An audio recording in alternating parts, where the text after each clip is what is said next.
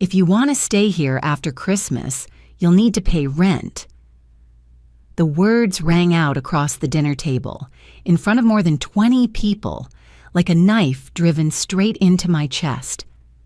I stood there, my hands still smeared with turkey gravy, my ears ringing from the strained, awkward laughter around the table. Not a single pair of eyes looked at me with support. I looked at my son, the one sitting confidently in the seat of the so-called homeowner.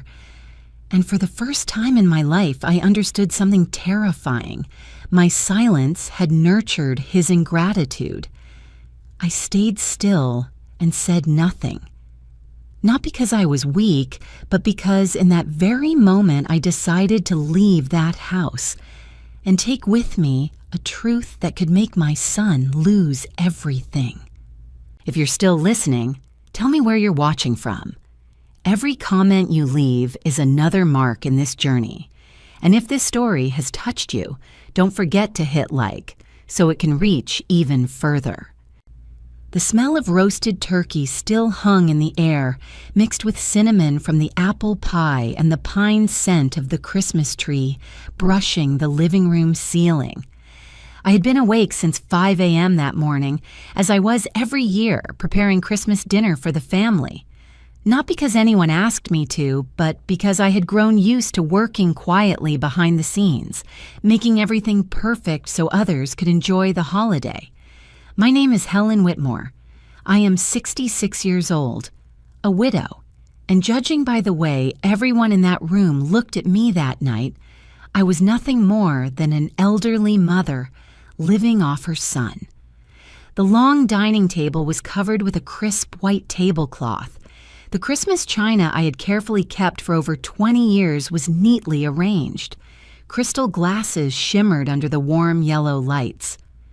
More than 20 people, relatives near and far, my son's friends, my daughter-in-law's co-workers, were gathered around the table. Laughter and polite holiday chatter filled the room. I moved between the kitchen and the dining room like a familiar shadow, refilling California wine glasses, clearing dirty plates, placing more bread on the table. My apron was dotted with gravy stains, my wrinkled hands trembling slightly as I carried heavy serving trays. No one noticed, and I didn't expect them to. Andrew, my son, sat at the head of the table. His suit was perfectly tailored, an expensive watch peeking out from under his cuff. He spoke animatedly about new projects, important meetings, plans for the coming year. His voice carried the confidence of someone who believed everything he had was the rightful result of his own efforts. Vanessa, his wife, sat beside him in a striking red dress, her hair carefully styled as if for a photo shoot. Each time Andrew finished a sentence, she smiled and nodded, smoothly adding a few comments that made the story sound even more impressive. She casually wove in remarks about city living expenses, about how maintaining this lifestyle isn't easy, as if they were harmless observations. I heard the names of upscale restaurants, weekend getaways, utility bills, property taxes, maintenance costs, all spoken in the tone of people carrying the weight of the world on their shoulders. And then, as if it were the most natural thing in the world, the conversation shifted to rent. Andrew leaned back in his chair, took a sip of wine, and scanned the table before his gaze landed on me. My heart tightened, not with anger, but recognition. I had seen that look before. It was the look his father, Thomas, wore whenever he made a major decision. The difference was that in Andrew, the look was colder, more self-satisfied. "Speaking of expenses," he said, loud enough for everyone to hear, "we should clear up a few things, for fairness." The room seemed to pause for a beat. I stood there, still holding the serving spoon, not yet able to put it down. "If Mom wants to stay here after Christmas," Andrew continued, his tone casually cruel, "she'll need to pay rent. like any other adult. Or maybe she should find somewhere more appropriate. No one laughed, but no one objected either. A few people looked down at their plates. Others cleared their throats, pretending to be busy with their wine glasses. Vanessa took a small sip of her wine, the corner of her mouth lifting in the faintest smile, as if everything were unfolding exactly as it should. I felt every beat of my heart in my chest, not from embarrassment, not entirely from pain, but from a hollow sensation spreading inside me, the feeling of someone realizing she had been standing in the wrong place for far too long. I looked around the table. More than 20 faces. People who had eaten the food I cooked, sitting in the house I still called home. Not one pair of eyes stood with me, and in that moment a truth I had avoided for years became painfully clear. I had made it easy for them to treat me this way. I was used to stepping back, used to saying, "It's fine," used to letting my son believe he was carrying me, that I needed him, that my presence in this house was a favor he granted. I had been silent for too long, and that silence had been interpreted as weakness. I placed the spoon down on the tray. The soft clink of metal against porcelain sounded quiet, but in my mind it felt like a full stop. I didn't argue. I didn't cry. Not because I wasn't hurt, but because I knew that anything I said then would only turn me into a beggar in my own story. I smiled, the polite smile I had practiced my entire life, and excused myself from the table, saying I needed a moment to rest. No one stopped me. No one asked if I was okay. As I walked toward the hallway leading to the bedroom, I heard the party slowly resume behind me. Someone mentioned dessert. Someone turned the Christmas music up a little louder, as if to sweep away the discomfort that had briefly passed through the room. The bedroom door closed behind me, and for the first time that night, I allowed myself to stand still, not to cry, but to think about all the years I had lived this way, about the choices I had made, and about how, if I continued to stay silent, tonight's words would not be the lowest point, only the beginning. I looked at the old suitcase in the corner, lightly coated in dust. I looked at the locked document case hidden deep in the dresser drawer, something no one in this house knew about. And in that absolute silence, I understood that my next silence would no longer be endurance. It would be the beginning. I closed the bedroom door very gently, as if afraid of disturbing someone, a habit I only then realized was meaningless. Outside, the Christmas music grew a little louder.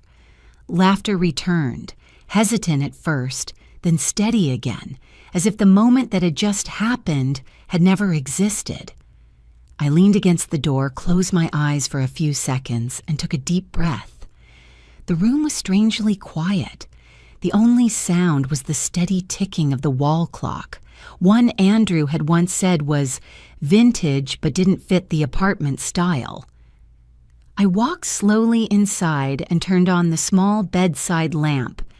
Its soft yellow light revealed the room I had lived in for the past 3 years, the room I still called mine, though officially it had never truly been.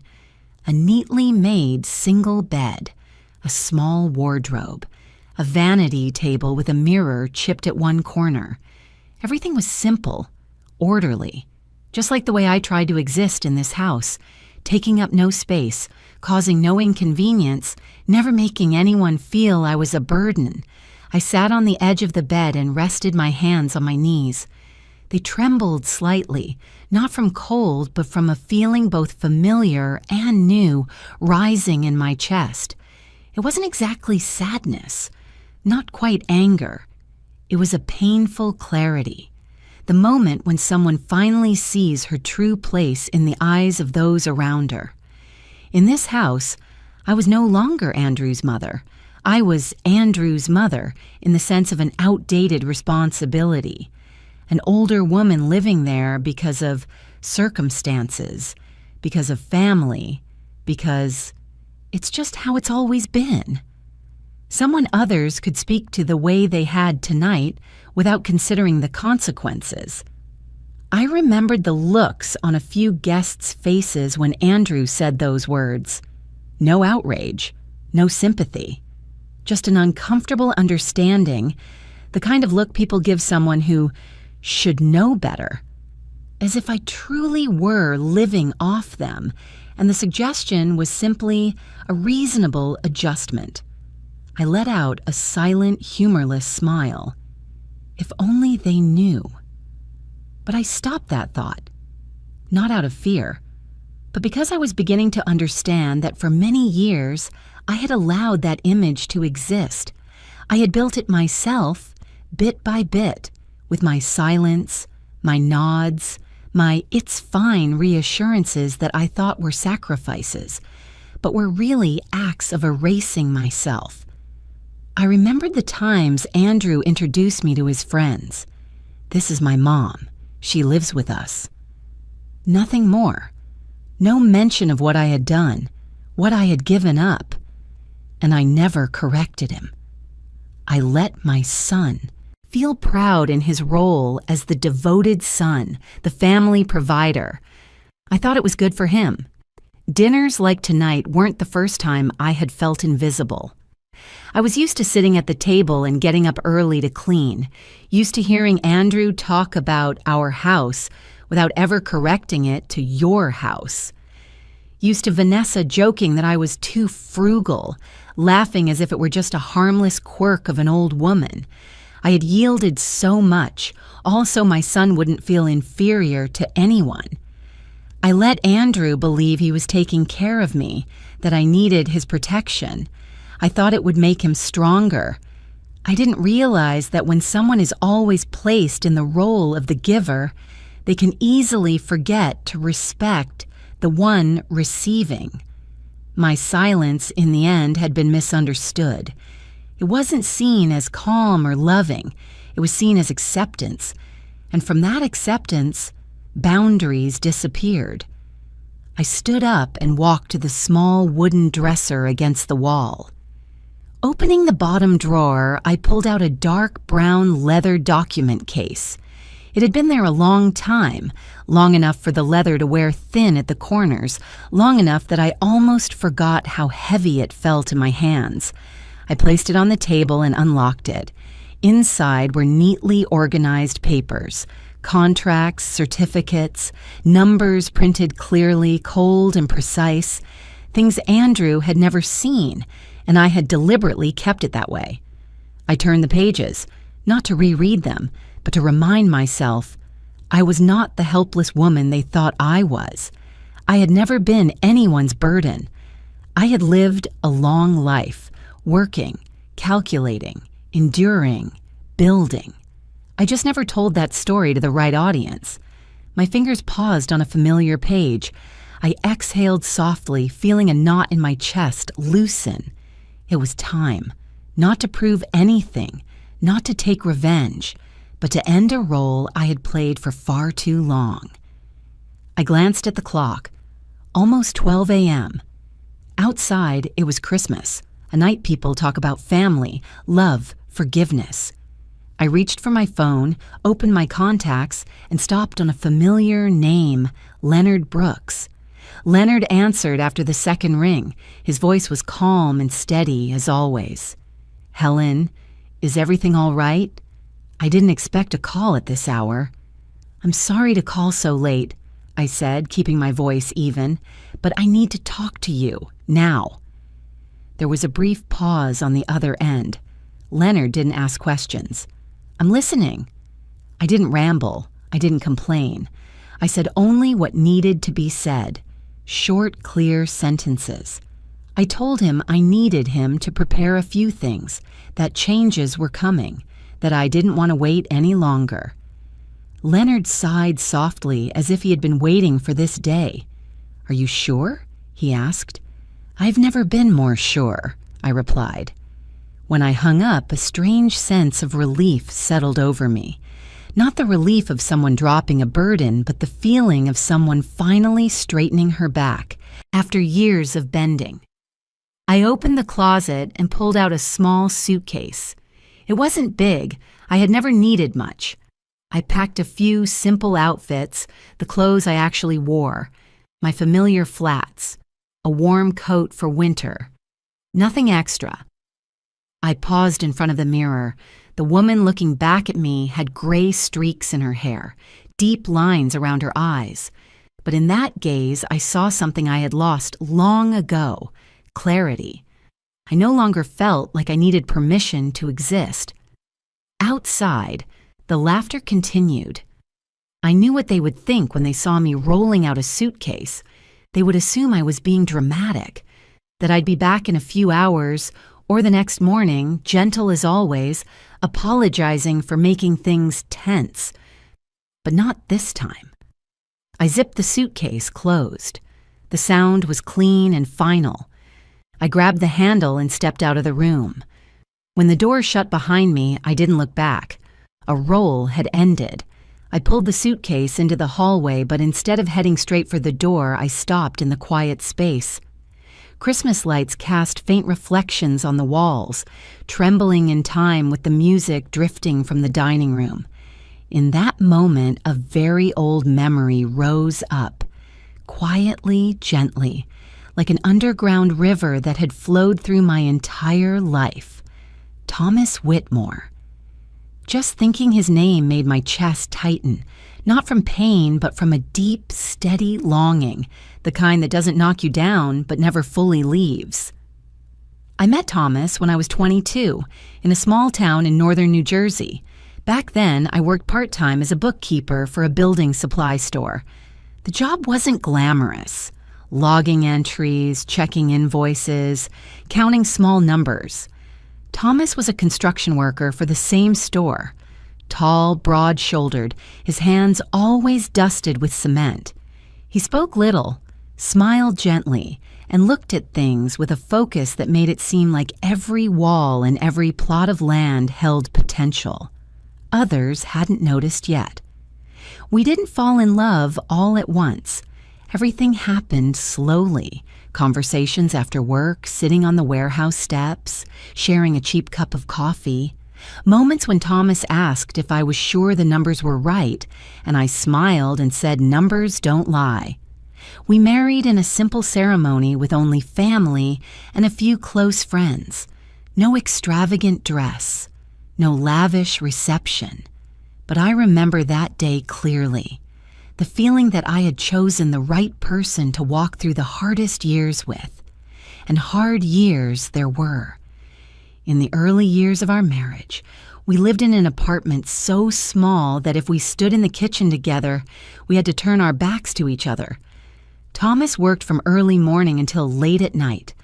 I worked 2 jobs, days at the store, nights doing bookkeeping for small local businesses.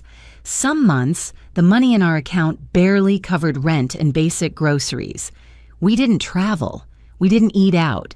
Every decision was carefully weighed, but we never complained. Thomas used to say, "As long as we know where the money's going, we'll be okay." And that's exactly how we lived. He built with his hands, and I made sure nothing slipped out of control. When Andrew was born, life became even harder. I remember sleepless nights, rocking the baby with one arm while checking ledgers at the small dining table with the other. Thomas would come home in his work clothes, sit beside me, exhausted but with bright eyes. We didn't have much, but we had each other. And we had one clear belief: the future doesn't come from luck, it comes from persistence. The first house we bought wasn't a home in the romantic sense. It was old, cracked walls, a leaking roof, in a neighborhood people shook their heads at when driving by. But Thomas looked at it like an unfinished blueprint. He said, "It has good bones, it just needs work." We bought it with all our savings, plus a loan I had to calculate down to every dollar of interest. Thomas fixed it up with his own hands every weekend. I handled the paperwork, pulled permits, negotiated material prices. Andrew was still little back then, often sitting on the floor playing with scrap pieces of wood, giggling every time Thomas handed him an old nail. When that house sold for more than we expected, I still remember the feeling of holding the check in my hand, not because of the money, but because it confirmed that what we were doing was right. We didn't spend that money. We used it to buy the second one, then the third. Every time, Thomas saw potential where others only saw risk, and I made sure we never crossed the line. I tracked every expense, every contract, every smallest number. No decision was made without passing through my hands. Whitmore Holdings was born not as some grand dream, but as a necessary step. A lawyer advised us to form a company to manage the assets better. Thomas named it simply, after our last name. No flourish, no show. From the outside, we looked like any other middle-class couple. I still drove an old car. Thomas still wore work clothes. Andrew grew up in a home that wasn't overflowing, but was steady, and that was intentional. I remember clearly the conversation Thomas and I had late one night after Andrew had fallen sound asleep. Thomas said he didn't want our son growing up feeling like the world owed him something. He wanted Andrew to understand the value of work, of effort. I agreed. We decided that the less we talked about assets, the better. Not because we were ashamed, but because we believed there were things that should only be seen once a person was mature enough to understand them. Then Thomas died suddenly. It was a cold, rainy morning. He was checking on a job site when he collapsed. The heart attack came fast and gave no one a chance to prepare. When I got to the hospital, he was no longer awake. I held his hand, felt the warmth slowly leaving, and in that moment, my world felt like it stopped. After the funeral, everything turned quiet in a terrifying way. Andrew was still young then, trying to act strong, but I saw fear in his eyes. I didn't allow myself to fall apart, not because I didn't hurt, but because if I went down, there would be no one left standing. I took over Whitmore Holdings in silence. No press conference, no announcement. Leonard Brooks, the man who had worked with us from the beginning, became my right hand. I sat in the small office in the back and kept doing what I had always done, making sure everything ran smoothly. Andrew only knew that everything was fine, and I let him believe that. I kept living simply. I didn't change my lifestyle. I didn't show off. I let my son believe I needed him, that he was carrying me. Part of me thought that would help him grow up, but I didn't foresee the cost of hiding the truth for so long. Standing in the hallway tonight, the suitcase by my feet, I realized all those years no one ever saw, had led me to this moment. Not to blame anyone, but to understand that some sacrifices, if placed in the wrong spot, turn into erasure. I bent down and gripped the suitcase handle tightly. I wasn't carrying the past to accuse anyone. I was carrying it as a truth that was finally ready to be acknowledged. And this time, I wouldn't hide it anymore. I stood still for a few more seconds in the hallway, then pulled the suitcase forward. The wheels rolled softly over the wood floor, making a small but distinct sound. That sound pulled me back to another chapter of my life, one where things began to tilt off course, very slowly, very quietly, so much so that by the time I noticed, it was already too late. Andrew graduated from college during a spring with a lot of rain. I still remember his graduation day. I sat in the stands, my hand clenched around my old purse, watching Andrew in his cap and gown with a heart full of pride and worry at the same time. My son was smart and hard-working, but the job market back then wasn't easy. His first job was at a small architecture firm, and the pay was enough to live on, but only enough in the bare minimum sense. Andrew wanted more than that. I could see it in his eyes when he talked about luxury apartments, livable neighborhoods, classmates who had already moved to a bigger city. I understood that ambition. I had once felt it too. And because I understood, I made a decision whose consequences I wouldn't fully see until much later.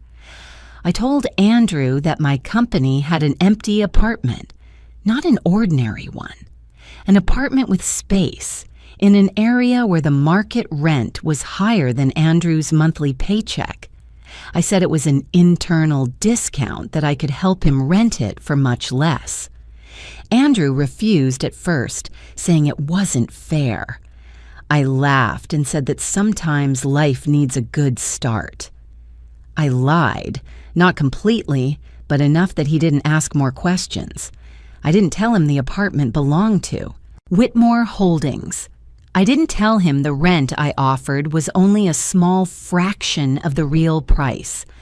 I only told him it was a temporary opportunity to help him get settled. Andrew moved into that apartment with a pride he didn't bother to hide. I remember the first time I walked in. He spun around once, laughed out loud, and said he was finally living the way his hard work deserved. I stood beside him, smiling, saying nothing. I was used to saying nothing.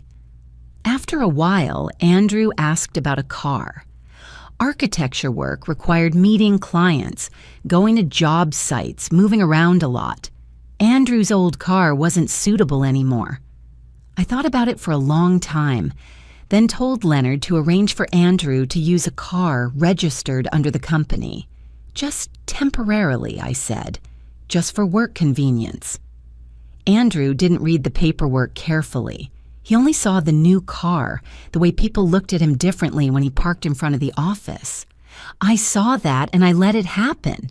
I thought that if he felt more confident, he would go farther. Then came the credit card. Andrew told me there were emergencies sometimes, unexpected expenses, things he needed to pay up front before getting reimbursed. I opened my drawer, took out a secondary card linked to my account, and handed it to him. "Only use it when you need to," I said. "Don't abuse it." Andrew nodded very seriously. I believed him. At first, everything was just as I expected. Small, reasonable charges, a business meal, a few necessary things for the apartment. I reviewed the statements each month and saw it was still under control, and I stayed silent. Then Vanessa appeared. Vanessa came into Andrew's life like a strong wind, confident, bright, always sure of what she wanted. The first time I met her, Vanessa wore a bold dress, talked fast, her eyes always searching for attention. She complimented Andrew's apartment, complimented the car, complimented my son's taste. Andrew stood beside her, wearing a smile I rarely saw before, the smile of someone who felt he had achieved something worth admiring. Vanessa brought a different world with her, a world of expensive restaurant dinners, weekend trips, things I had never considered necessary. Andrew changed quickly. He started talking more about image, about status, about how he had to look the part in other people's eyes. I saw that change, but I didn't intervene. I told myself it was just a phase, that once Andrew was stable enough, he would adjust on his own. I used to believe that with enough love and patience, everything would balance itself out. The bills started getting thicker. I was still the one receiving the statements. I was still the one seeing every number. Charges for high-end restaurants, stores I had never set foot in, trips I wasn't told about beforehand. I sat at my desk, the lamp casting light onto the white pages, my hand resting on the keyboard, my chest heavy. I could have spoken. I could have stopped it, but I didn't. Every time I considered bringing it up, Andrew would talk about a new project, a new opportunity. Every time I saw the excitement in his eyes, I would think, a little more won't hurt.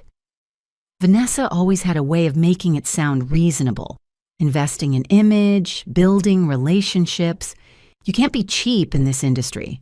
And I stayed silent. That silence wasn't blindness. I saw it clearly, but I chose to step aside, as if as long as I didn't say anything, it would stop on its own. I underestimated the power of privileges handed out with no boundaries attached. Andrew slowly came to believe everything he had was because he deserved it, that the apartment was a reward for effort, that the car was proof of status, that the credit card was just a convenient tool, nothing more. And Vanessa never stopped reinforcing that belief. She talked about the life Andrew deserved, about how you can't live like an ordinary person if you want to succeed. Those words seeped into my son's thinking, little by little, until they became truth in his mind. And I kept playing the role of the simple, frugal mother who asked for nothing. I let Andrew believe he was taking care of me. I let him take pride in that role. I didn't realize that when someone believes they're the one giving, it becomes very easy for them to forget gratitude. Mistakes didn't arrive all at once. They accumulated, like small drops of water falling steadily, unnoticed, until one day the glass overflowed. Tonight, at that Christmas dinner table, the glass overflowed, and I, at last, stopped trying to keep it from spilling. I left the house while the party was still going on behind me. Laughter, clinking glasses, familiar Christmas music carried on as if nothing had happened. The door closed behind me softly, but inside me, it felt like a clear final period on a role I had played for years. The car took me to the small apartment on the west side of the city, where I stayed whenever I needed quiet. On Christmas night, the streets were emptier than usual. Decorative lights reflected off the wet pavement, stretching into long, blurry streaks. I looked out the window and my chest no longer felt hollow the way it had at the dinner table.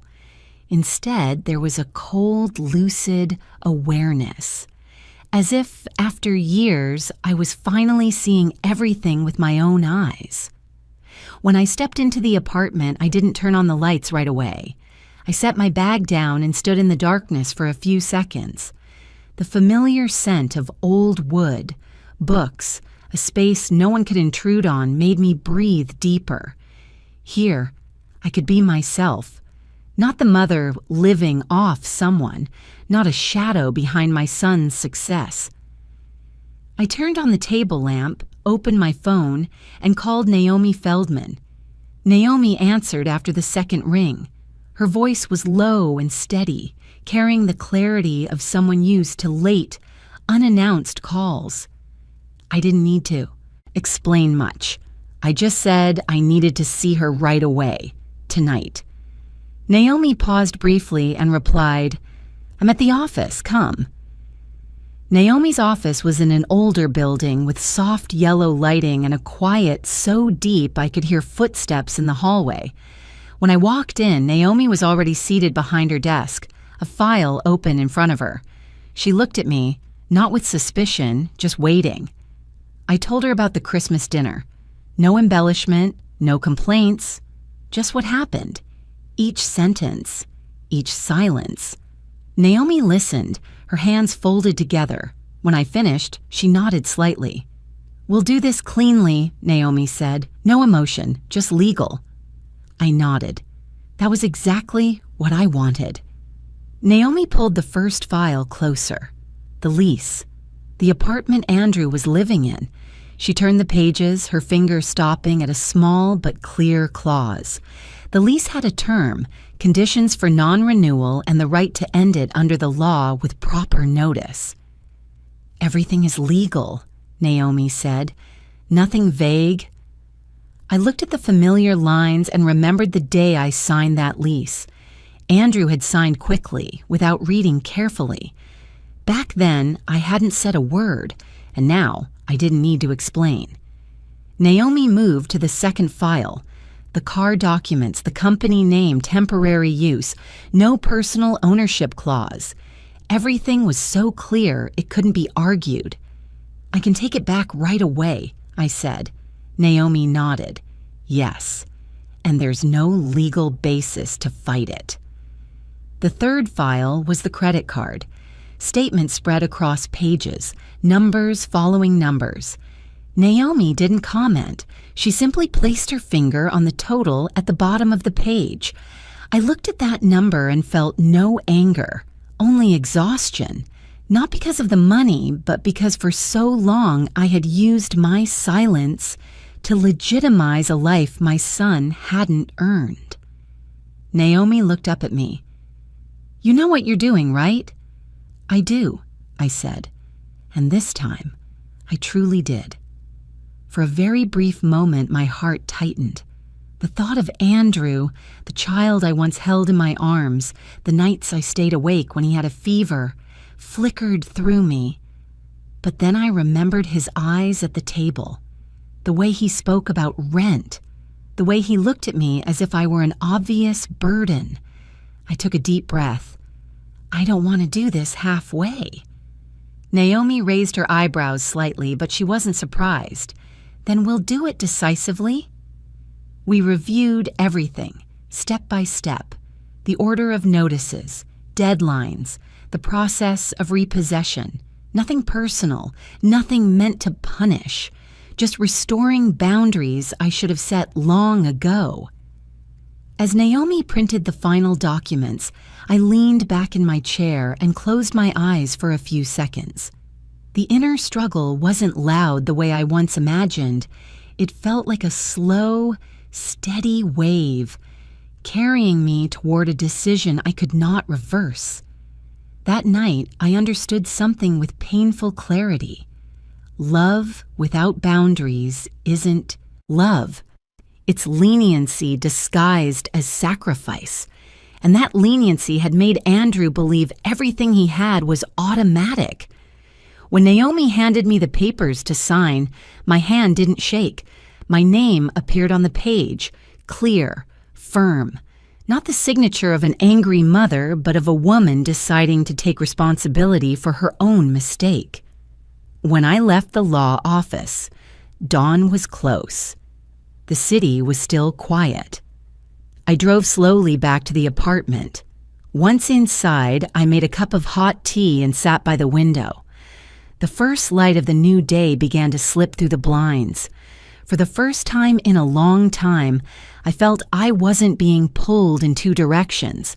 I wasn't torn between being a mother and being myself. Everything had fallen into its proper place.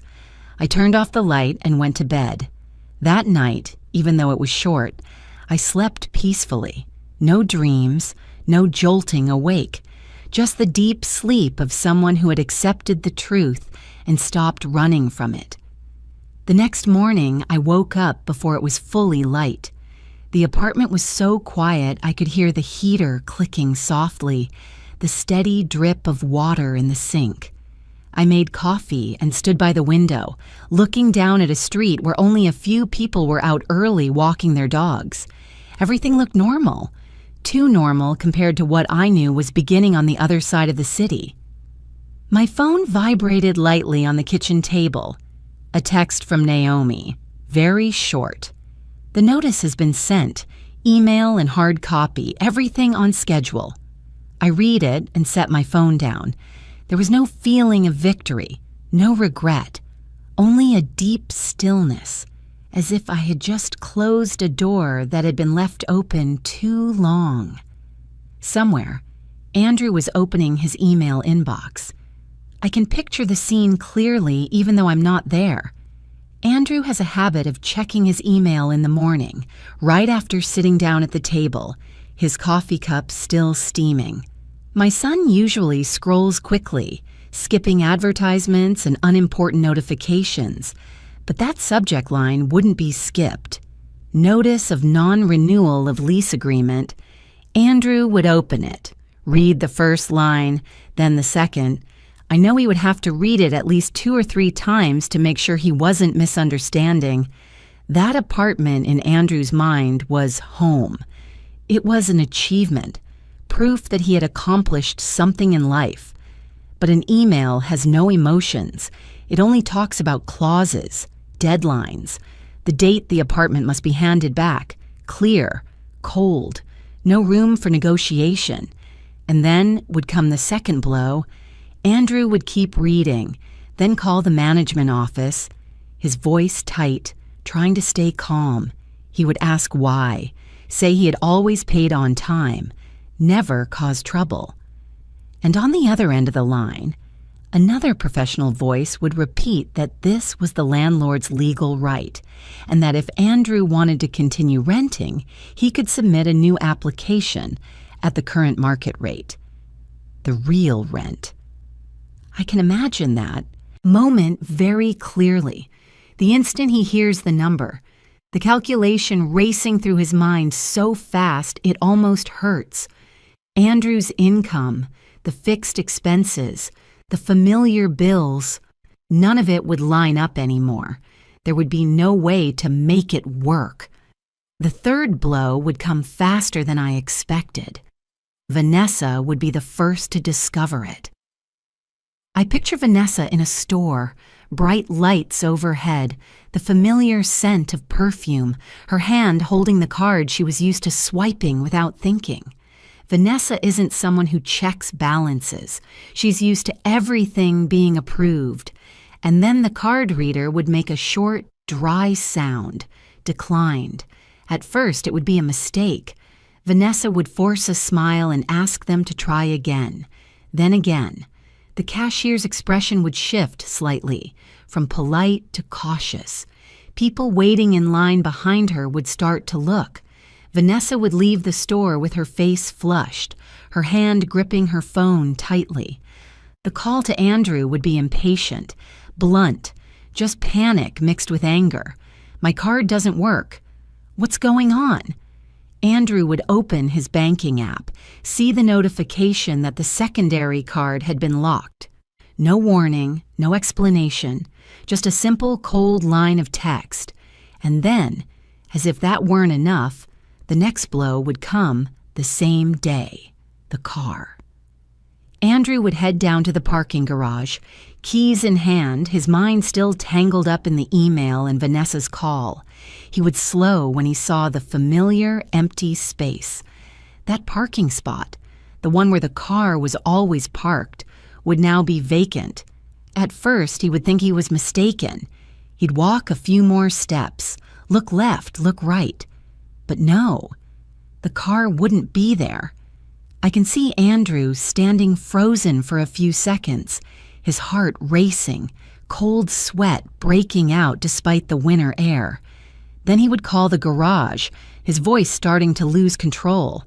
And on the other end, someone would explain briefly that the vehicle had been repossessed at the legal request of the owner. Everything would collapse at once. Panic would come last, but it would be the strongest. Andrew would call me. I know that. He would call again and again. When I didn't answer, he would text. At first, confusion, then anger. What did you do? Have you lost your mind? I wouldn't reply, not because I wanted to run away, but because some lessons cannot be taught over the phone. Andrew would start blaming. He would say I went too far, that I humiliated him, that I destroyed the life he had built. He wouldn't mention his words at the Christmas dinner. He wouldn't bring up paying rent. In his panic, he would only see his own loss. And then, for the first time in his life, Andrew would feel what it means to be empty-handed. No home, no car, no emergency savings, no safety net. I know that feeling. I lived it when I was young. But for Andrew, it would arrive suddenly, like being pushed off a height with no time to prepare. after the first wave of anger would come doubt. Andrew would start asking questions. How could everything be taken back so easily? Why did the contract allow it? Why wasn't the car actually his? Why was the credit card in my name? He would begin to re-examine details he had never paid attention to before. Documents he signed without reading, vague answers I had given him, the times I avoided his questions when he pressed too hard. And then Andrew would start digging. My son isn't foolish. Once the shell of confidence is stripped away, what remains is a mind capable of analysis. Andrew would go back through old emails, old contracts. He would search for information about Whitmore Holdings, a name he had heard me mention in passing but never considered important. Every search result would be a small shock. The company, the assets, the connections, familiar names appearing in places Andrew never expected, and the pieces would begin to fall into place. I know that somewhere in that process, Andrew would stop. He would sit for a long time, staring at the screen, his mind blank. Not angry, but filled with another feeling, the realization that for years he may have been living inside a story that wasn't entirely true. One shock would follow another, quietly, without drama, not like in the movies, but deep and impossible to avoid. As for me, I sat in my quiet apartment, my hands wrapped around a cup of coffee gone cold. I wasn't happy, but I wasn't in as much pain as I thought I would be either. I was simply waiting. Not waiting for an apology, not waiting for remorse. I was waiting for the moment my son would begin to see the world through his own eyes, not through the privileges he once believed were natural. The days that followed passed slowly, as if time itself was cautious of what was about to be uncovered. I didn't actively check on what Andrew was doing, but I knew he couldn't stay still. Some falls force a person to stare at the ground for a long time before lifting their head again, and Andrew was right in the middle of that moment. The truth began to surface from a single name: Whitmore Holdings. That name had once been nothing more than a vague phrase to Andrew, something that appeared occasionally in my passing comments or on envelopes he never opened. But now Andrew typed it into the search bar with a different mindset, not idle curiosity, but an anxiety he couldn't shake. I imagine Andrew sitting in front of his computer screen, the blue glow reflecting on a face hollowed out by several sleepless nights. The results weren't loud, no sensational headlines, no shocking news, just corporate records, dry but precise information, year of formation, areas of operation, asset portfolios. And then my name appeared, not as someone's mother, not as a footnote, but right there in the center, clear, undeniable. My name listed as the principal shareholder, legal representative, the person signing documents Andrew had signed beneath, as a tenant, a user, someone who had been favored. I know that moment would be silent, no shouting, no slamming fists, just a sudden void opening up in my son's mind where old beliefs collapsed all at once. The apartment, the car, the credit card. None of them were rewards for effort anymore, but things placed in his hands deliberately and taken back just as easily. Andrew would push his chair back, stand up, pace around the bare room. He would remember every time I said, "It's fine." Every time I refused to buy something new for myself, every meal I cooked in silence. Pieces that once seemed disconnected would suddenly lock together in a way that made it hard to breathe. But Andrew still wouldn't fully understand. Not yet. So he would go to the only person left who could tell the whole story without evasion. Aunt Ruth. Ruth is Thomas's sister, almost 10 years older than me. She lives in the suburbs in a small, aging house with a yard always neatly trimmed. Ruth witnessed nearly my entire adult life, from the early years of hardship to the moment I chose to step back. I can imagine Andrew standing at her door, his hands awkward in his coat pockets, exhaustion and fear in his eyes. Ruth would open the door, see him, and sigh softly. She wouldn't be surprised. Perhaps she'd been waiting for this day for a long time. They would sit across from each other in the small living room, hot tea steaming. Ruth wouldn't circle around the topic. She would look straight at Andrew and say, "You're here to ask about your mother, aren't you?" Andrew would nod. For the first time in days, my son wouldn't try to appear strong. His voice would go hoarse as he asked why everything was this way, why I lived so simply, almost invisibly, while behind me stood an entire structure he had never known about. Ruth wouldn't answer right away. She would look out the window where bare branches swayed lightly in the winter wind. Then she would begin to tell the story, without embellishment, without dramatizing it. She would talk about me when I was young, about the years I worked without rest, about how I managed every dollar, every expense, while Thomas laid brick by brick, about the nights I sat at the kitchen table with ledgers while Andrew slept in the next room.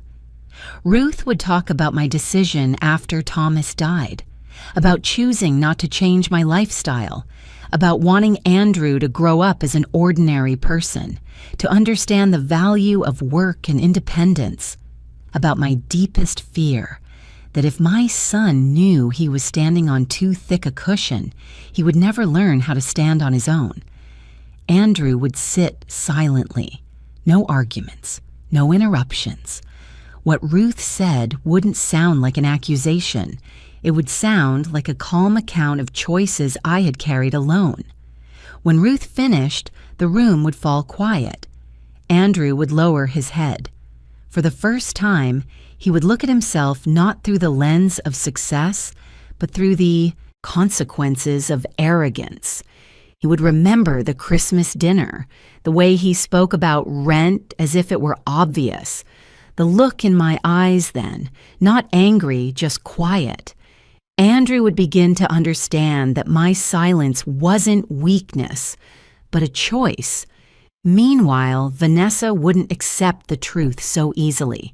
When Andrew told her what he had discovered, Vanessa's reaction wasn't shock, it was outrage. She didn't see the lesson, she only saw the loss. Vanessa would say I had deceived them, that I was selfish, that I had staged an entire performance to control my son's life. She would speak loudly, quickly, as if volume alone could change reality. Andrew would try to explain, try to say that maybe he had been wrong, but Vanessa wouldn't listen. To her, this truth meant losing the image she had built, an image of a glamorous life admired by others. Arguments would grow more frequent, no longer small disagreements, but direct confrontations. Vanessa would accuse Andrew of lacking backbone. Andrew would accuse Vanessa of only caring about money. Words would be thrown without restraint. And then, in the rare quiet moments between arguments, Andrew would begin to unravel. Not because he lost the apartment, not because he lost the car, but because he lost the story he had been telling himself. The story that he had built everything on his own, that he stood where he stood because he deserved it. When that story collapsed, Andrew no longer knew who he was without it. My son would begin to replay every action, every word. He would remember how he treated me, not cruelly but without respect. He would remember his blind confidence at the head of the Christmas table, speaking about financial responsibility as if I were an outsider. Regret wouldn't arrive like a storm. It would come slowly, heavy and persistent. It would make it hard to sleep, hard to finish a meal. It would make Andrew feel ashamed for the first time in his life, not before others, but before himself. As for me, I wasn't there to witness it, but I knew. because some changes don't need to be seen to be felt. They spread through silence, through unanswered questions, through a person finally repositioning themselves in the world, and that was only the beginning of awakening. In the days that followed, Andrew fell out of his familiar orbit faster than I had ever imagined. No longer in a spacious apartment with floor-to-ceiling windows overlooking a busy street, he moved into a place he would never have paused at before. An aging building tucked between modest storefronts, narrow and dark stairwells, the smell of dampness mixed with cheap laundry detergent. The elevator often broke down, so Andrew had to climb to the 4th floor, each step creaking as if reminding him this wasn't a short visit. His new apartment was so small that morning light had to squeeze through a single window, slanting across a stained wall. There was almost no furniture, just an old bed, a chipped wooden table, and a plastic chair faded with age. Andrew stood in the empty room, took a long breath, then set his suitcase down. He didn't say it out loud, but in that moment, he knew. This was the bottom. Vanessa didn't come with him. Her departure was swift and cold, just like her arrival in Andrew's life. No tears, no hesitation, only firm words about how she couldn't live like this, about a life she hadn't signed up to endure. Vanessa packed her things, leaving the room behind with a sharp slam of the door. Andrew stood still, his hand gripping the back of the chair, watching her leave without managing to say a single word. For the first time, my son was truly alone. In the days that followed, Andrew began doing something he had never had to do before: count every dollar.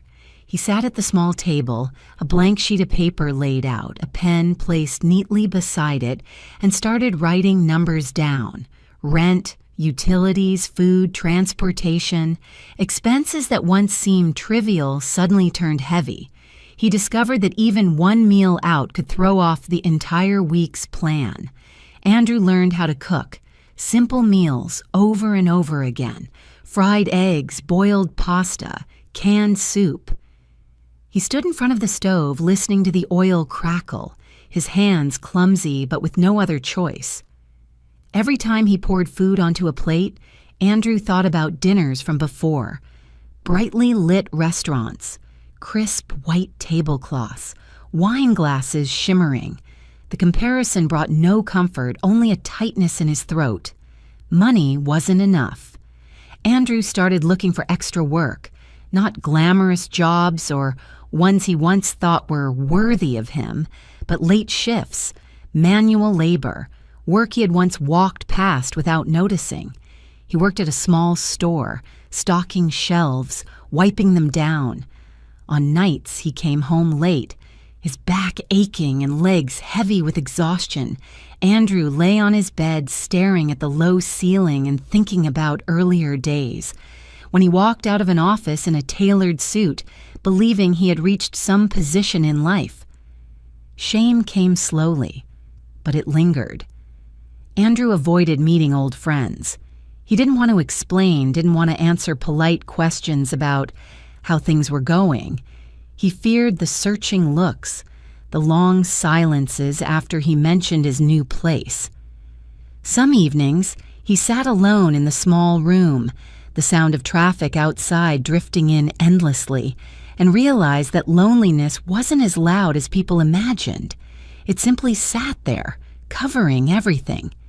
He compared his current life to his old one, not to mourn it, but to understand it. Every object he once used, every convenience he took for granted, now carried a clear price.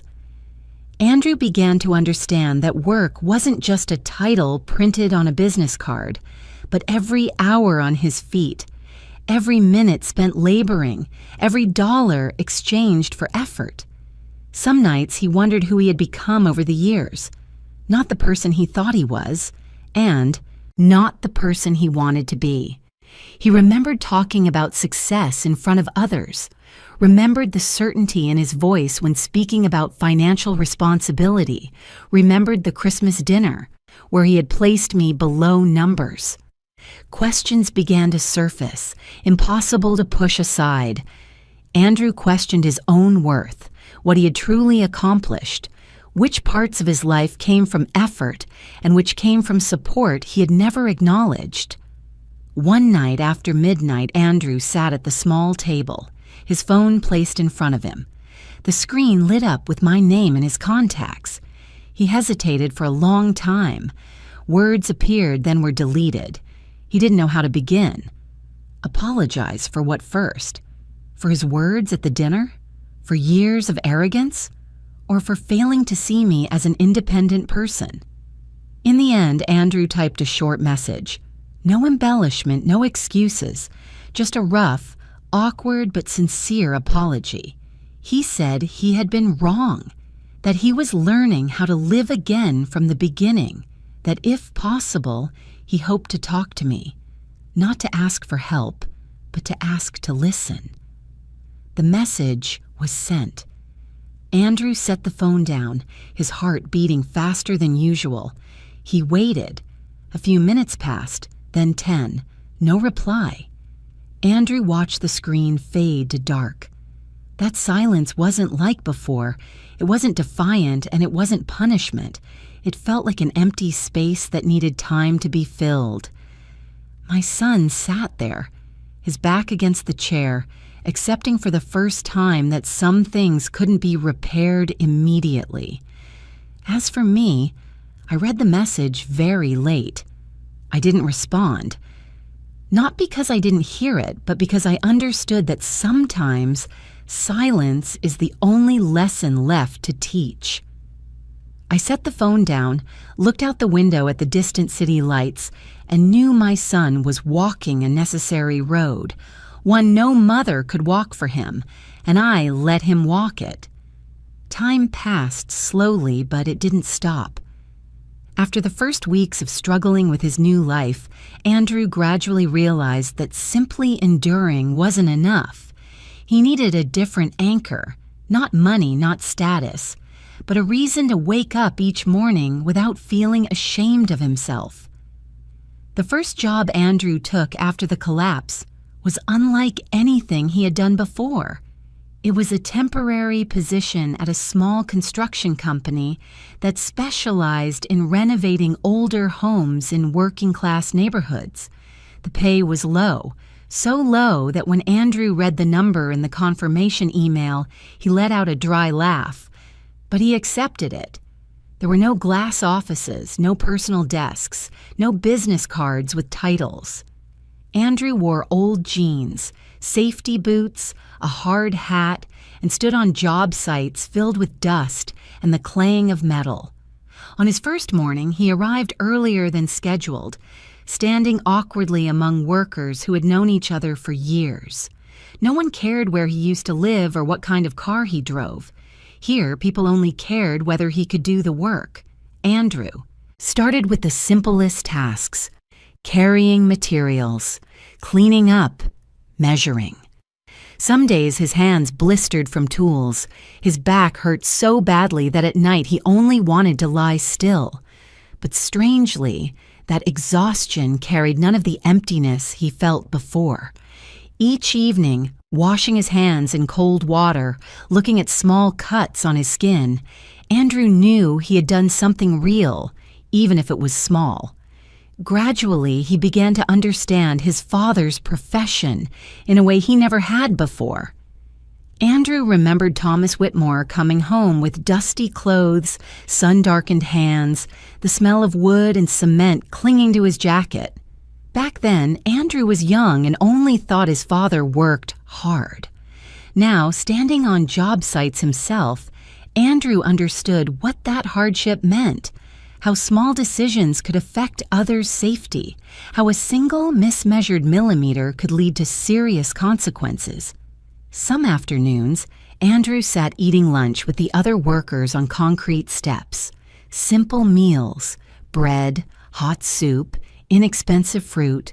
The men and women around him talked about their lives openly without pretense or display.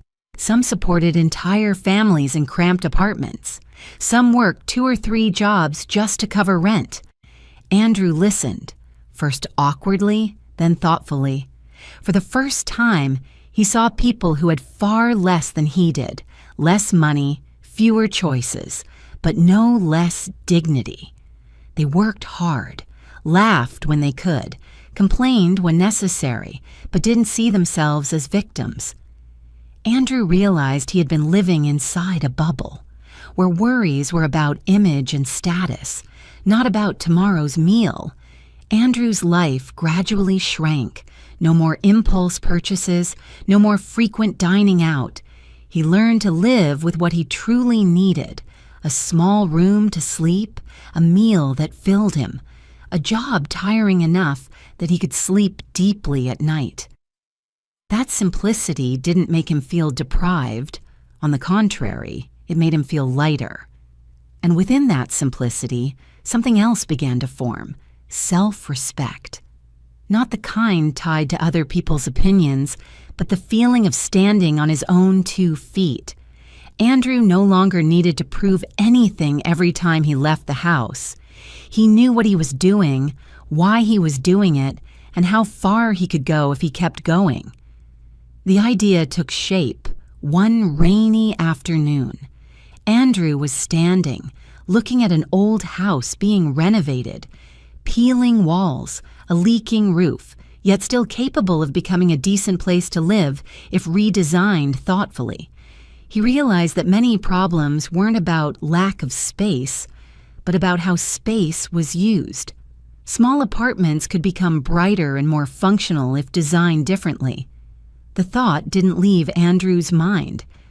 That evening, after finishing a simple meal, he sat at the table and took out paper and pen.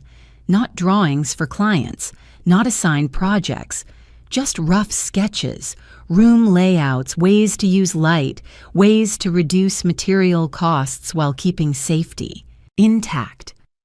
Andrew worked until he lost track of time. Some nights he looked up to find dawn approaching, drawings piled up on the table, numbers scribbled in the margins. He began to imagine a model for affordable housing, not temporary, not patchwork, but dignified living spaces for people who had never had better options. He thought of the people he met on job sites, families living packed together, children studying under dim lights. Andrew didn't think about profit first. He thought about feasibility, about how a house could be built at the lowest cost while still being sturdy, bright, and warm. When exhaustion set in, Andrew thought of me. Not to blame, not to ask, but to understand. He began to see more clearly the path I had walked, the patience, the discipline, the unglamorous but steady decisions. Andrew realized that what he was doing now closely resembled what Thomas Whitmore once did, and what I had quietly built. The new person within Andrew didn't appear suddenly.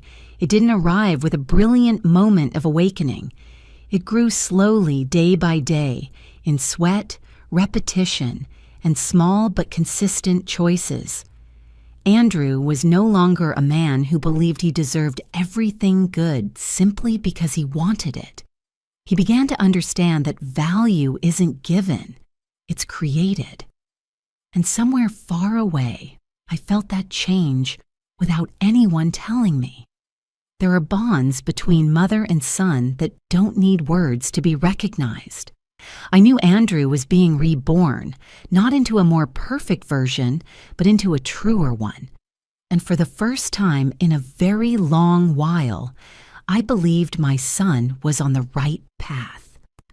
Life has its own way of bringing people back to familiar places, but with an entirely different mindset. Andrew received an email inviting him to present his project late one evening, just after finishing a long shift at the job site. The subject line was brief, unadorned, but enough to make him sit still for several seconds in front of the screen.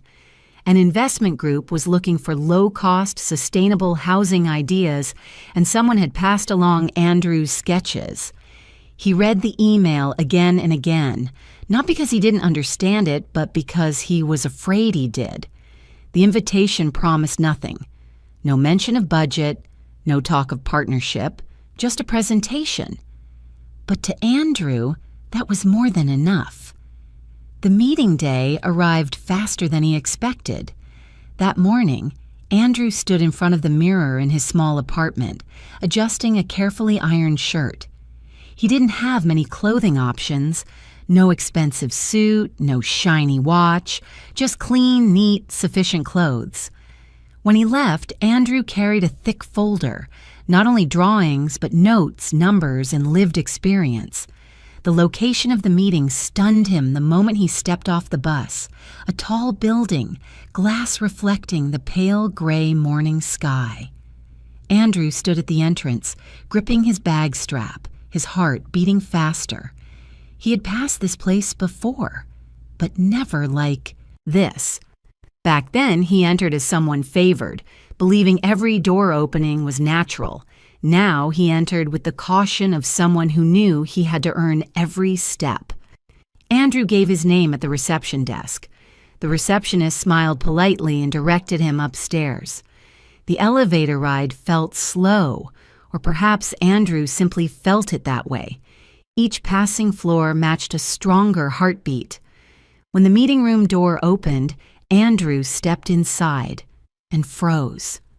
I was seated at the head of the table, not as his mother, not with the familiar eyes of family dinners. I wore simple but polished attire, my hair neatly tied back, a folder in front of me identical to everyone else's. My gaze was forward, showing no personal emotion. Andrew felt the air in the room thicken. He looked at me, then around. Serious, unfamiliar faces waiting. No one looked surprised. No one introduced me as someone's mother. In this room, I was a member of the panel. Andrew swallowed. In that moment, he understood clearly. This wasn't a meeting arranged out of family ties. If he stood here, there was only one reason. His project had been considered serious enough to hear. I didn't nod. I didn't smile. I simply opened the folder in front of me like everyone else. Andrew was invited to begin. His voice was slightly hoarse at first, then quickly steadied. He didn't talk about lofty terminology. He didn't boast about academic achievements. Andrew spoke about old houses he had repaired, about families he had met, about how living in a small room had changed the way he saw space. He talked about how every square foot had to be calculated to be both economical and humane. The drawings were projected, not perfect, but real. Numbers were explained through lived experience, material costs, construction time, scalability. Andrew didn't avoid difficulties. He spoke plainly about limits, risks, and what could go wrong without careful oversight. The panel began asking questions. Some asked about financial feasibility, some about legal issues. Some doubted whether such a model could scale. Andrew answered each one without defensiveness or argument.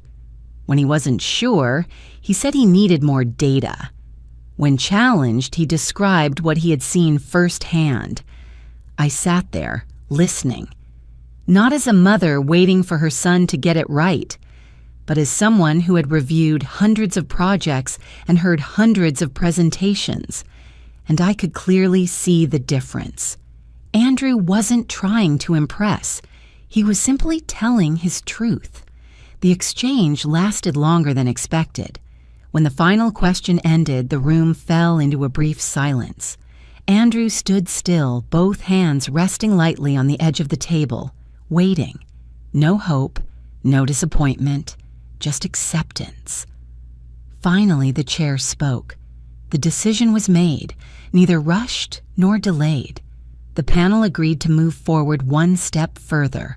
Not a full approval of the project, but a pilot phase, a small site, a limited budget, a clear timeline. And with it came conditions. Andrew would be directly responsible. No privileges, no personal interference.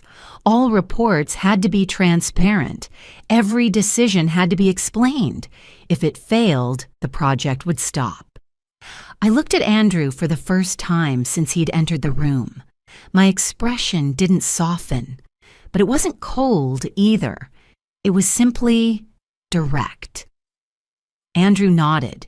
He didn't say thank you. He wasn't emotional. In his eyes was a very clear understanding. This was not a favor. This was an opportunity, and opportunities must be paid for with responsibility. When the meeting ended, everyone stood up and gathered their papers. Andrew remained there for a few seconds, as if he needed extra time to believe that what had just happened was real. Then he turned and walked out of the conference room without looking back. I watched his back disappear, not calling out, not stopping him. Not because I was indifferent, but because I knew this moment didn't need words. That fateful meeting didn't heal everything immediately. It didn't erase old wounds. But it placed Andrew in the right position, not under my shadow and not on a false pedestal, but where he stood on his own 2 feet. The project began quietly, nothing like Andrew had once imagined. There was no grand groundbreaking ceremony, no stirring speeches, just a small plot of land, a few old buildings marked for renovation, a modest group of workers, and a packed schedule of tasks to complete. Andrew stepped into the role of project lead with intense focus, as if a single moment of distraction could cause everything to slip away. My son worked harder than at any other time in his life. He arrived at the site early in the morning and left late at night. Andrew no longer stood on the sidelines, holding drawings like an observer. He was in the middle of everything, resolving disputes between builders and suppliers, checking every small detail, learning how to balance progress with safety. Some days he returned to his small apartment covered in dust, completely exhausted, but his eyes were no longer empty as before. The first mistake came sooner than Andrew had hoped. A batch of materials was ordered with the wrong specifications. Not a major error, but enough to slow progress and increase costs. When the report came in, he sat silently in front of the screen, rereading the discrepancies several times. In the past, mistakes like this were often handled with a phone call, an extra payment that required no explanation. Not now. Andrew had to face the consequences directly. He called a team meeting, didn't avoid responsibility, didn't blame anyone. Andrew admitted the mistake, presented a corrective plan, and proposed cuts in other areas to compensate. Some objected, some were concerned.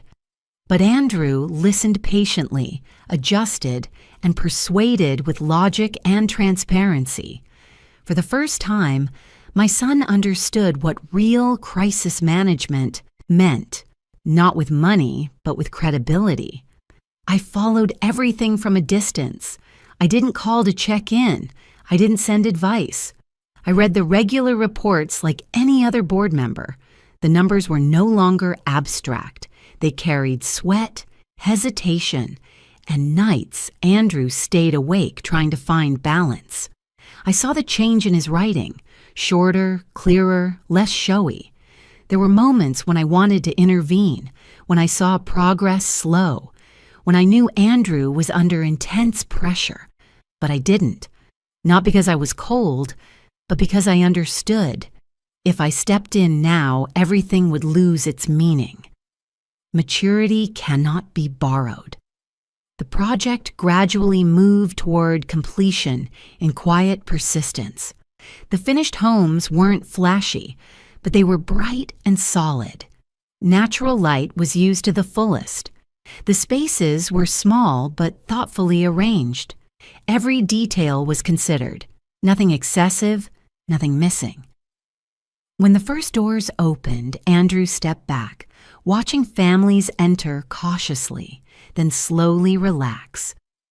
A young mother held her child, eyes filling with tears, as she looked at the small but clean kitchen. A middle-aged man stood for a long time at the doorway, his hand resting on the new wooden frame, as if making sure it was real. Andrew said nothing. He simply stood there and felt it. That was the moment my son truly understood the meaning of his work. Not the approval of drawings, not the passing of a budget, but the creation of a place, a stable footing for people who had never had one. Andrew realized that in previous years he had chased the image of success, not its value. After the final handover, Andrew didn't celebrate. He came home earlier than usual, sat in his small room and opened the window to let the breeze in. For the first time in a long while, he allowed himself to stop. A few days later, Andrew called me. Not to report, not to seek praise, just to invite me to dinner. Simple. No restaurant, no special occasion, just a meal at his small apartment. I agreed. That evening, I stepped into a space Andrew had once been ashamed to think about. The room was still small, the furnishings still minimal, but there was a pleasant sense of order. Andrew cooked. Nothing elaborate. A simple stew, bread, boiled vegetables. The smell of food gently filled the room, bringing back memories of long-ago dinners when he was still a child. We sat across from each other. Neither of us rushed to speak. Andrew looked at me for a long time before he spoke. His voice wasn't shaking, but it was slow. He didn't ask for help. He didn't offer long explanations. Andrew apologized, not for one specific event, but for an entire period of time. He apologized for taking my sacrifices for granted, for saying things he shouldn't have said, for failing to see me as an independent person. I listened without interrupting. When Andrew finished, the room fell silent again. But this time, the silence wasn't heavy. It felt like a necessary pause after a long journey. I didn't respond with a lecture. I simply said I had been waiting for this day, not to receive an apology, but to see my son stand firmly on his own. I said that maturity always has a price, and Andrew had paid it with his own effort, without borrowing from anyone. Andrew lowered his head, not in shame, but in relief. Dinner ended simply.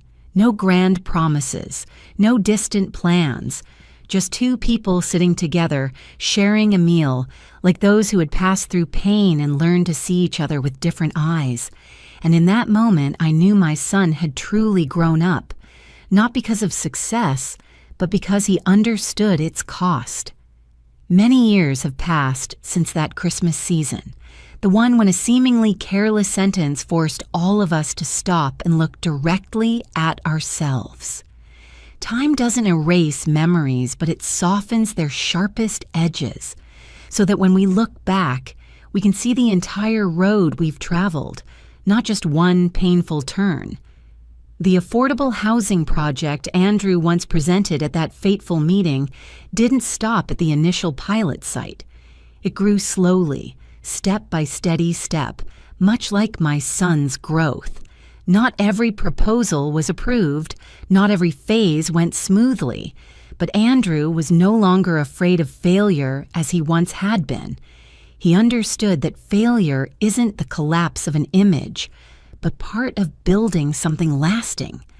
I saw Andrew in new roles, not through boasting, but through concise reports, meetings where he listened more than he spoke.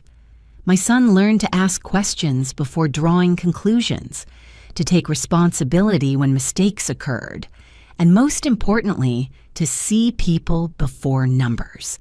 As the project expanded into other areas, Andrew proactively proposed more transparent partnership models. prioritizing quality of life over speed. There were simple home handover ceremonies where he stood quietly to the side, letting the families receiving keys stand at the center. I once believed success needed to be seen. Now I understand that lasting success often chooses silence. I changed too. Not because I became weaker, but because I no longer needed to stand on the front line. I stepped back from daily operational decisions, allowing younger people, including Andrew, to carry the weight.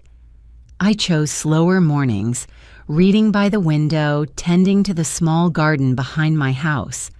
I still followed things, still read reports, but I didn't intervene unless asked. That wasn't letting go. It was trust.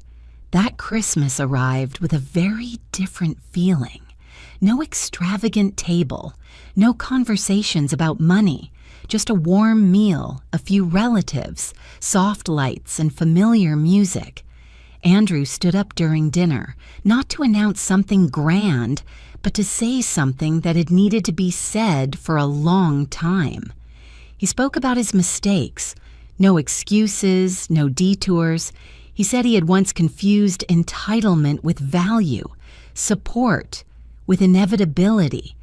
Andrew said it in front of everyone, not to receive praise, but to close an old chapter with dignity. When someone mentioned making it up to me, Andrew turned and looked at me, waiting. I shook my head. I said I didn't need money. I never had. What I wanted most had arrived long ago, to see my son stand upright, leaning on no one, neither puffed up with arrogance nor bowed down by shame. Character, I said, matters more than any asset that can be passed on. Andrew stayed silent, but I knew he understood. Later, sitting alone after the gathering, watching Christmas lights reflect on the glass, I thought about the road behind us, about choices that seemed harsh, about silences that were misunderstood, about boundaries. Something I learned too late, but thankfully not too late. Love without boundaries is not love. It is avoidance disguised as sacrifice. I once believed that giving without asking would protect my child, but in the end, what truly protected him was having the courage to say enough at the right time. If there is any legacy I leave behind, it isn't houses or companies. It's the lesson that everyone must walk on their own 2 feet, and that true love always comes with respect, for others and for oneself. I don't regret it. Not because everything ended well, but because I dared to face the truth while it could still be corrected. And I know that somewhere out there are people standing before choices very much like the ones I once faced, staying silent to keep the peace or speaking up to protect something more important. If this story touched you, I would truly love to know where you're listening from. A small city, a quiet town, or a familiar room somewhere. Please leave a few lines below to share. Have you ever had to set boundaries with someone you love? If you see yourself in this story, don't hesitate to tap like, subscribe, and stay with me for the stories ahead. Thank you for your time, your listening, and for sharing your heart with this journey. Your presence means more than you think. After selling my company for $30 million, I wanted to close out my working life with a cozy party, only to open the door to a spine-chilling nightmare. Just as we were about to raise our glasses, I caught my daughter-in-law sneaking a clear liquid into a chipped champagne flute, the one I've used for years. My heart stalled, but I kept smiling. When no one was looking, I swapped glasses with her mother, then stood there calmly and waited. 5 minutes later, her mother was foaming at the mouth and collapsing onto the stone floor, the shattering glass ringing out like a verdict. From that moment on, I knew it wasn't just one person who had fallen. My daughter-in-law's fate had been sealed by the very trap she never saw coming. If you're still listening, tell me where you're watching from. Every comment you leave is another mark in this journey. And if this story has touched you, don't forget to hit like so it can reach even further. I'm Miriam Blake, 70 years old, and I just sold the strategic consulting firm I spent 40 years building. $30 million, a number that makes most people dizzy, but to me it's the sum of youth, blood, tears, and loneliness. I thought I deserved a small party to thank the people who stood by me along the way. Turns out, that seemingly peaceful party was where someone planned to write my final goodbye. My son, Daniel, was the one who proposed the party. "Mom, let's celebrate properly," he said, voice sincere, those brown eyes lighting up like when he was a kid. "Kendra will handle everything." I smiled, not wanting to dampen Daniel's mood, even though something nagged at me. Kendra, Daniel's wife, has never been the housework type. A woman who considers loading the dishwasher beneath her dignity was suddenly eager to play hostess, planning every dish, every bouquet, every candle herself. That evening, our family home glowed like a summer gala. About 30 guests, friends, former partners, a few close neighbors. Light bounced off crystal glasses and the marble tabletop, making everything feel both elegant and warm. I wore the navy dress Daniel gave me last year and my workin' late husband's pearl necklace. I felt at peace until I saw Kendra watching me from the bar. She was smiling, a gentle smile I've never believed. As guests lifted their glasses, I turned and saw Kendra slip a small amber bottle from her purse. I knew instantly it wasn't perfume. She glanced around, then quickly dripped a clear liquid into the chipped champagne flute, the one only I ever choose at parties. In that instant, my heart clenched. The laughter, the music, the clinking glasses all went distant. I didn't scream, I didn't drop my glass, I just watched. Everything in my head clicked into a pre-drawn plan. If she dared to do this here, in front of dozens of people, she believed I'd never live to tell it. I smiled, pretending to listen to an old colleague's story about the company.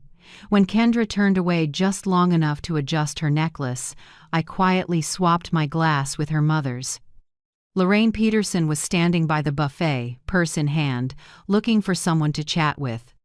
Lorraine is kind, naive, forgetful, and always trying to appear more refined than she is.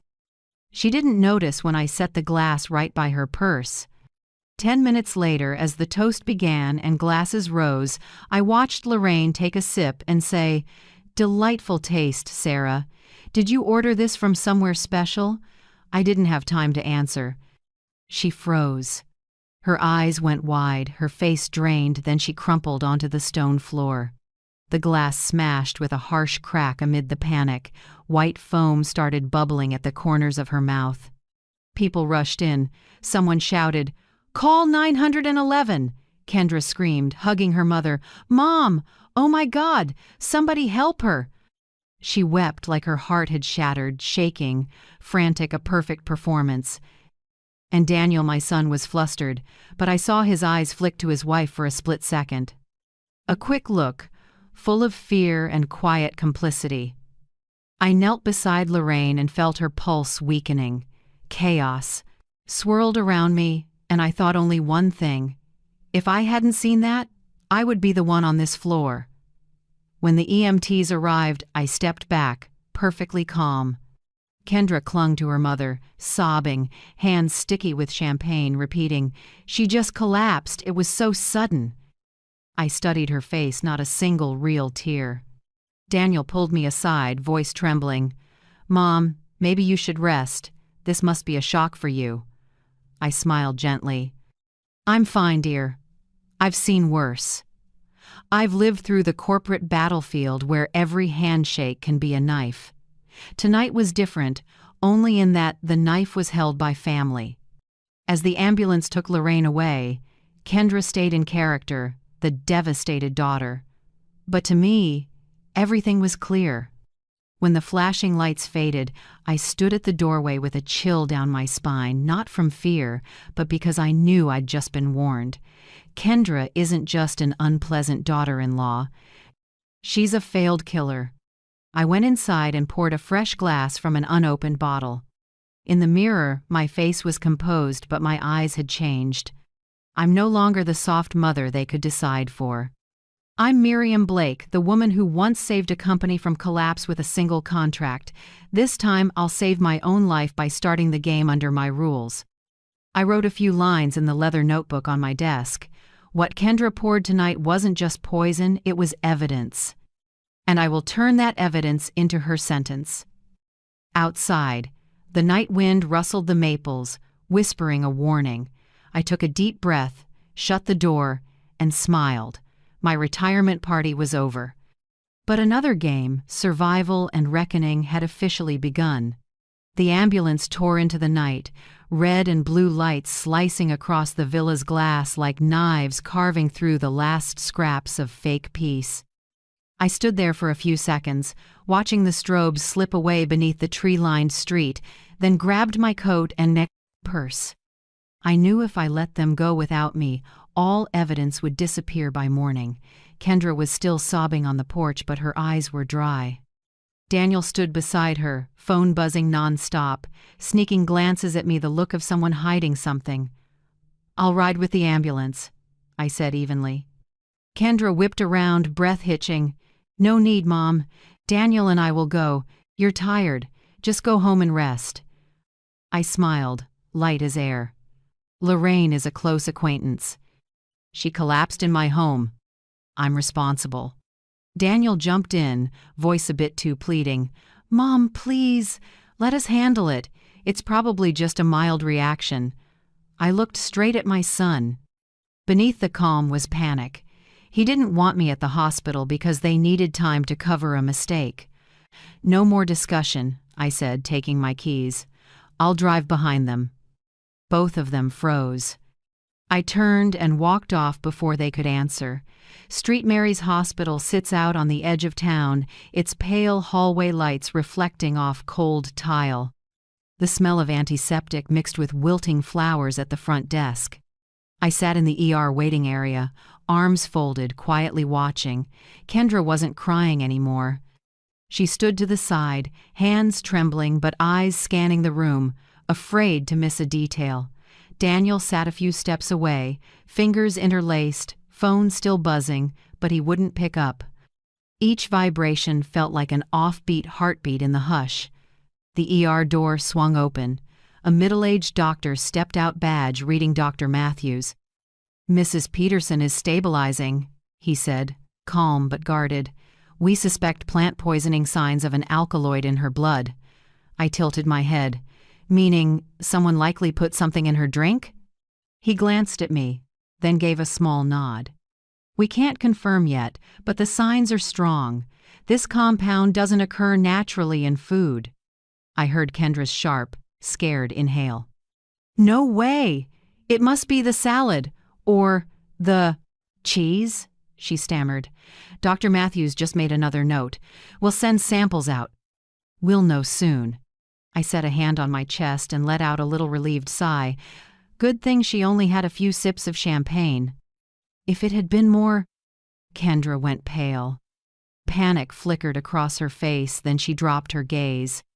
Daniel avoided looking at me or the doctor. He nodded, voice off key. "Thank you, doctor. We just want my mother-in-law to be okay." "Of course," I said softly, but in my mind, every word and gesture was logged as living evidence. When they wheeled Lorraine out of the ER, I stepped closer. She was pale but breathing, arms dotted with IV marks. I brushed her hair back gently. Kendra hung back, unwilling to approach. Her lips were pinched, her eyes unfocused. I could almost hear the gears grinding as she hunted for an exit strategy.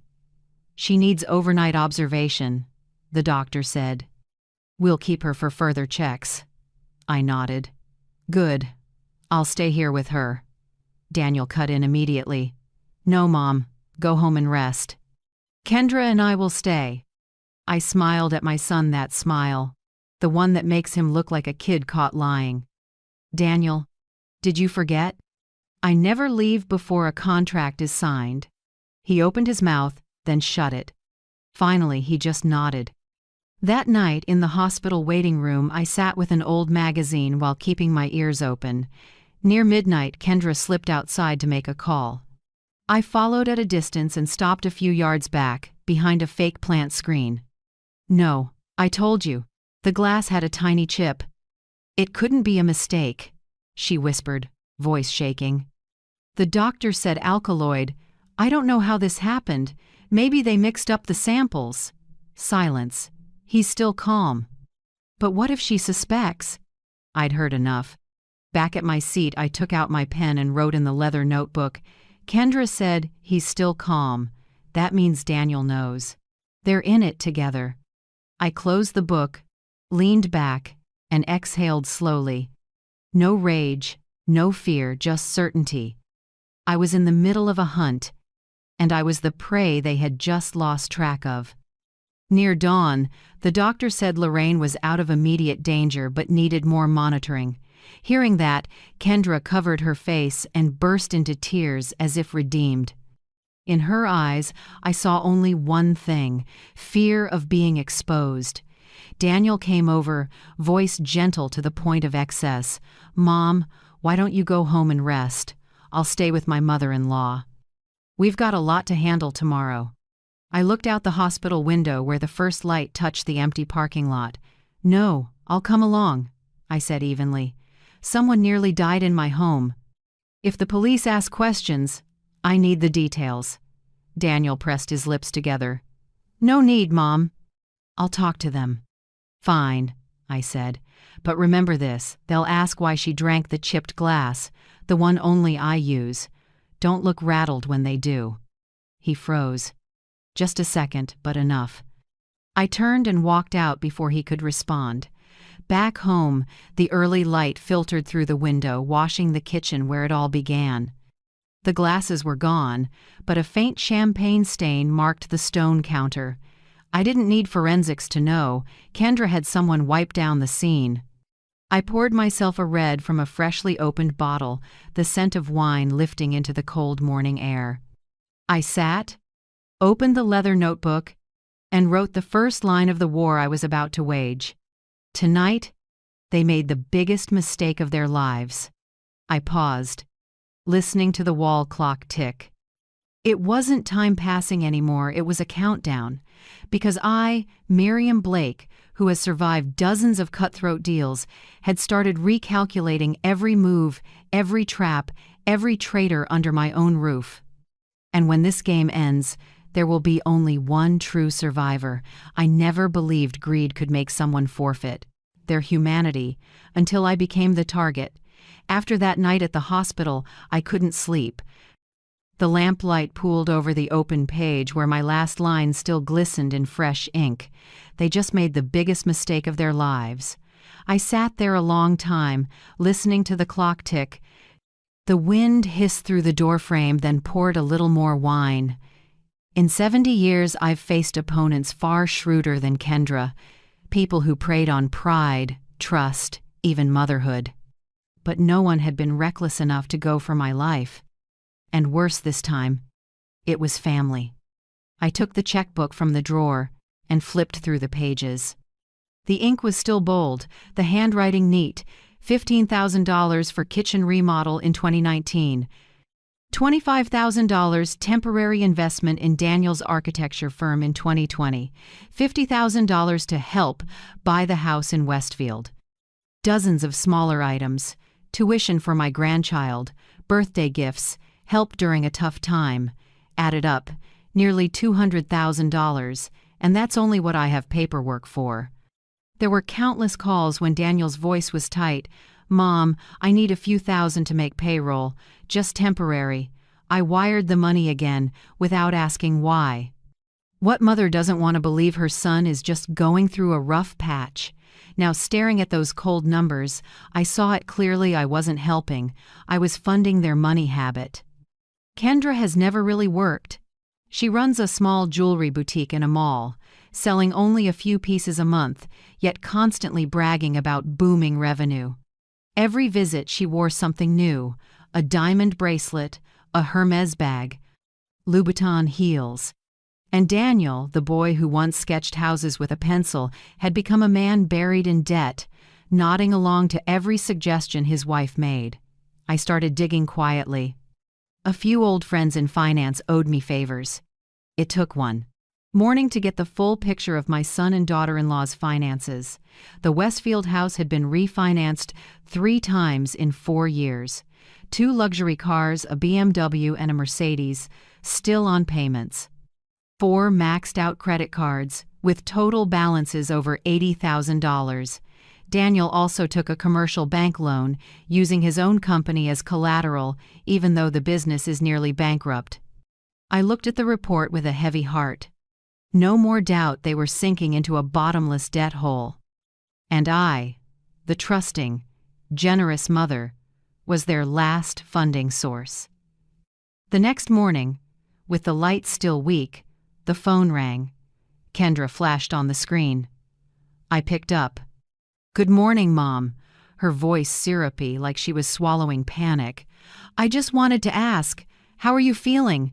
Any fatigue or dizziness?" I sipped my coffee and answered evenly, "No, I feel better than ever." Silence for a few seconds, then a forced laugh. "I'm just worried after last night." Anyone would be shaken.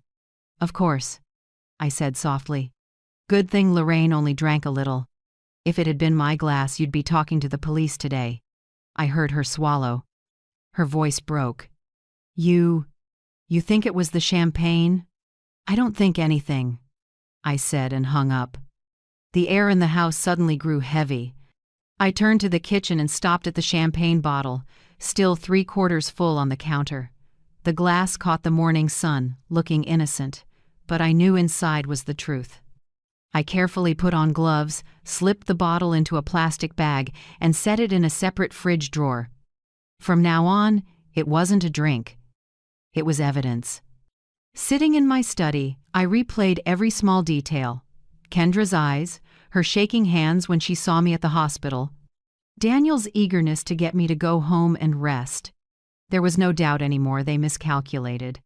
They thought I'd be naive, die quietly, and leave a $30 million estate to be split cleanly under the old will. But what they didn't know, I've never walked away from the chessboard before. The match is over. I opened my computer and reviewed the sale documents. The wire sat intact in my bank account, uninvested, untouched. I remembered Daniel saying, "Mom, let me help you manage it. That's a lot of money. You should relax." I'd smiled then, thinking my son truly cared. Looking back, it was a setup. Kendra wanted control of the money. Daniel wanted to keep me within reach, and I was still playing the soft mother they thought they could manipulate. That noon I went to the neighborhood supermarket for a few things, an excuse to walk and think. People say old age brings fear of loneliness. Maybe. But I'm not afraid of being alone. I'm afraid of trusting the wrong person. On the way back, I stopped at a small copy shop run by a former employee of mine. "I need a few documents duplicated," I said, placing a sealed envelope on the counter. He looked up, recognizing me. "This seems important, Mrs. Blake. Let's call it a contingency," I said with a thin smile. Back home, I opened the door and felt the house go unfamiliar. A place once full of laughter now sat silent and cold. I looked around. The kitchen, the living room, the stairs, each corner holding a memory. But now, those memories were shadowed by betrayal. I poured another glass of wine, sat at the table and clicked my pen. Daniel owes the bank. Kendra spends like a queen. House refinanced 3 times. 2 luxury cars unpaid. Credit cards past due. Debt on top of debt. They can't wait for me to die naturally. They chose the shortest and stupidest path. I closed the notebook, my chest cooling. When I was young, I lost a deal because I trusted the wrong partner. I swore I would never let anyone kill me with my own trust again. This time, it isn't the marketplace. This time, it's the family. Battlefield. At sunset, the house sank into a soft orange glow. I stood by the window, watching my reflection in the glass. The woman in the mirror had silver hair and tired eyes, but behind them was absolute clarity. I set my hand on the leather notebook and whispered, like a vow, "This isn't suspicion anymore. This is a survival campaign. Kendra may think she's won a small round. But she forgot I've survived people 100 times smarter than she is, and when this play ends, the one exiting the stage won't be me." The next morning, I drove downtown to the familiar red brick building on Maple Avenue, the office of Thomas Keegan, my attorney for over 20 years. He's the one I trust completely. Discreet, meticulous, always 3 steps ahead. Inside, it smelled of coffee and old leather from the Chesterfields, light streaming through big windows onto neat stacks of files. Keegan looked up as I entered, surprise and concern crossing his face. "Miriam," he said, warm and measured, "it's been a while since you dropped by unannounced. What's going on?" I sat, took off my gloves, and met his eyes. "Thomas, I need your help, and this time it's not about contracts or equity, it's about my life." He paused, then set his pen down. "Tell me." I told him everything, every detail, the party, the chipped flute, Kendra's hand pouring the clear liquid, Daniel's shaken stare, Lorraine collapsing on the stone. I left nothing out. When I finished, the room went quiet. Keegan braced his hands on the desk, thinking hard. "You're certain you saw Kendra put something in the glass?" "I don't doubt my eyes, Thomas," I said, cool and firm. "But I also know if I only accuse without proof, I'll be dismissed as paranoid." He nodded. "Correct. You can't accuse attempted murder without chemical evidence. The champagne bottle, you still have it? It's in a separate fridge drawer. No one's touched it. Good. However," he looked up, gaze turning serious, "I'm afraid this won't stop there. If they sense your suspicion, they may pivot to a legal attack." I frowned. "Meaning?" "They can petition the court for guardianship, claim you're incompetent due to age or memory issues. Then all assets, including that $30 million, would be controlled by the guardian, and guess who the court would look to first?" I understood at once. "Daniel?" Keegan nodded. "With your very crafty daughter-in-law behind him." I leaned back, hearing my own heartbeat not from fear but anger. I've battled infamous CEOs, been sued to force a price cut, been threatened with bankruptcy, but no one has ever dared label me mentally unfit. "I won't let them," I said, my voice rough with restraint. "And you won't be alone," Keegan replied. He opened a leather notebook, wrote a few lines, then looked up. "We need a 3-layer strategy. Hit directly, defend tightly, and leave an unbreakable legal footprint. Layer 1, independent mental evaluation. You need a capacity assessment by a senior psychiatrist," Keegan said. "Not their hospital and independent clinic, notarized and sealed. If anyone later claims you're incompetent, we'll have official proof dated beforehand." I nodded. "I'll do it now. Send a copy to you and to the Asset Management Bank. Layer 2. Update the will and establish a trust." Keegan pulled a file from the drawer. "Your old will still makes Daniel the primary heir. That shouldn't stand. I recommend a trust assets only disperse under conditions you set. For example, a small yearly stipend and full forfeiture to charity if the beneficiary commits a crime or comes under criminal investigation." I gave a thin smile. "Fitting for our circumstances." "Exactly. We'll also add a clause. If anyone attempts to have you declared incompetent, the trust automatically voids their inheritance rights." "That's layer 2. Warmth returned to my chest. For the first time in days, I felt control. Layer 3. Personal security system. "You live alone, right?" Keegan asked. "Yes." "Then we need a professional security firm. I know a team that works with high-net-worth seniors' cameras, motion sensors, a panic button direct to police. They can also test food and drinks periodically. If someone tries a second time, they won't get it." I looked at him, the window's dim light touching the face of the man who helped me through dozens of lawsuits, now drawing up a plan to keep me alive. "I never thought," I said softly, "that 70 would start with protecting myself from my own child." Keegan closed his notebook, voice steady. "Miriam, don't let emotions lead. People kill in many ways: knife, poison, or even silence. The only way to survive is to confront it." We stayed 2 hours to complete the preliminary filings. I signed each page: new will, medical directives, a limited financial power of attorney, all notarized on site. Keegan said he'd send copies to the bank vault and the asset management firm in the morning. As he set the pen down, I saw my reflection in the conference table glass. A silver-haired woman, face lined by time, eyes bright, cold, unshakable. I stood, grabbed my bag, and shook his hand. "Thank you, Thomas. I was afraid, but not anymore." He smiled, gaze firm. "You don't need to be afraid." They do. Outside, a fall breeze moved through the turning maples. I walked slowly to my car, feeling something both strange and familiar rise in me, the feeling of fighting for myself. As I settled into the driver's seat, I looked in the rearview mirror. The woman staring back wasn't a frail old lady anymore. She was someone who'd built an empire from nothing, and this time she was gearing up for the biggest counterattack of her life.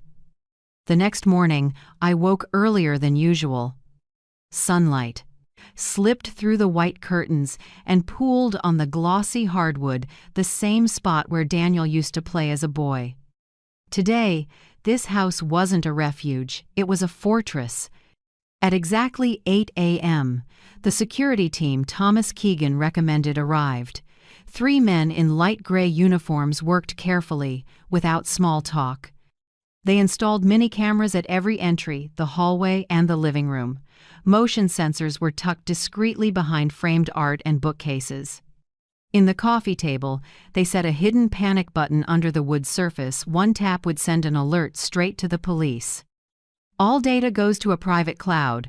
Only you have access," the lead tech said, voice low and steady. I nodded, signed the work order, and watched them pack up. In the hushed house, only the porch leaves whispered in the wind. I touched the button hidden under the table, a feeling of safety tinged with bitterness. At 70, I never thought I'd need this system to protect me from my own family. That afternoon, a courier from Keegan's office brought a thick envelope stamped with a red seal. I sat at my desk, hands slightly shaking as I opened it. Inside were my new will, trust documents, and medical directives, everything finalized, signed, and properly certified. Each page felt like both relief and heartbreak. I read slowly, stopping at the asset distribution. Daniel Blake, a fixed stipend of $50,000 per year, for life, non-transferable. Kendra Blake, no inheritance of any kind. The remainder, including all accounts, equity, real estate, and proceeds from the company's sale, goes to the National Cancer Research Fund and the Elder Financial Abuse Support Organization. I sighed. Not out of regret, but because a mother had finally cut the last thread of illusion. I murmured to myself, "Son, I'm still giving you enough to live, but no longer enough to hurt anyone." That afternoon, I called Daniel and Kendra to invite them over for tea. I kept my voice light, as if I wanted to smooth the air. Kendra brightened immediately. "That's wonderful, Mom. I was just about to bring some macarons. We could all use a little break after these tense days." I smiled into the phone. "Exactly, dear. Maybe it's time we spoke plainly just once." Before they arrived, I brewed mint tea and added some butter cookies to the tray. On the table, between the white porcelain pot and the crystal cups, I placed a blue folder, an unsealed copy of the new will, no red stamp, but enough to make a point. I wanted to test their reactions. When the doorbell rang, I was ready. Daniel came in first, trying to act casual. Kendra followed, floral dress neat, light makeup but lips a little dry. She forced a smile when she saw me. "You look great, Mom," she said. Such a relief to see you doing better." "Thank you, dear. I'm fine," I replied, pouring tea. We sat around the table. The silence was so tight the spoon against the cup sounded loud. I smiled gently and dropped the line as if offhand. "By the way, I updated my will and the legal paperwork yesterday." The spoon slipped from Daniel's hand with a small clink that rang in my ears. Kendra froze, her cup suspended midair. "The will?" she asked with a strained smile. "Do you think that's necessary?" "Everything's fine as it is." "Of course, but I'm not getting any younger."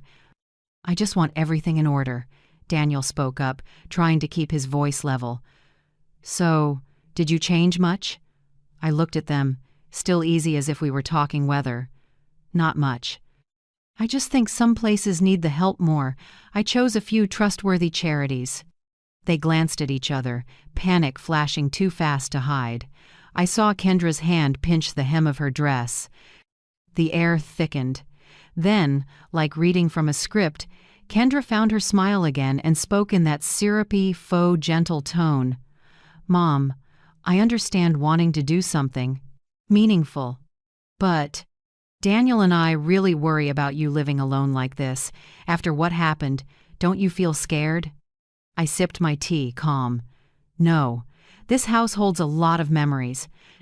I feel safer here than anywhere. But if something happens, who would know?" Daniel cut in. "We've been talking. Maybe you should consider a place like Cedar Ridge. It's not a nursing home, Mom. It's a senior resort medical staff, security, everything you could need." Kendra jumped in smoothly. "Exactly, Mom. They have a golf course, a spa, arts programs. It's like a 5-star resort. The only thing is, to secure a good spot, there's an entrance fee of about $400,000. But don't worry, we'll handle the paperwork." I tilted my head, feigning thought. 400,000? Sounds reasonable. For people planning to stay there forever. Kendra's smile went stiff. Daniel cleared his throat and shifted. "We just want you safe. After what happened to Mrs. Lorraine, we don't want anything worse." "Yes," I said quietly, eyes settling on their cups. "Anything worse." They both looked at me, but I only smiled and lifted my cup, ending the topic. The conversation wore a peaceful skin, but every glance carried a fuse. When they stood to leave, Kendra wrapped her arms around me, her perfume cloying sweet to the point of fake. "I'm glad you're open to considering Cedar Ridge," she said. "We only want what's best for you." I patted her shoulder lightly. "I'll think on it. Big plans need time." Her smile held tight. Daniel kept his eyes down. They left in silence. I closed the door and walked to the small control panel on the wall instead of going back to the living room. On the camera screen, I saw them by the car in the driveway. The wind lifted Kendra's skirt hem, but her face was stormy. She jabbed a finger at Daniel, speaking fast. He shook his head and slammed his fist on the plast. "Wheel." They argued hard enough that I could read the words on their lips. "You promised she'd sign." "You lied to me." "Keep it down. The neighbors can see." I watched them and felt no pain anymore, only something cold and definite. They weren't regretful. They were afraid of losing. On the screen, the car finally rolled through the gate. As they left, I looked at the camera feed and saw 2 people who'd pretended to love me, bickering like botched accomplices. I didn't feel joy, only relief. And you, if you stood where I stood and saw that naked truth, what would you feel first, pain or relief? Tell me in the comments. Maybe we'll find the answer together. I sat back down and touched the still warm cup. A thought cut clean and sharp as a blade.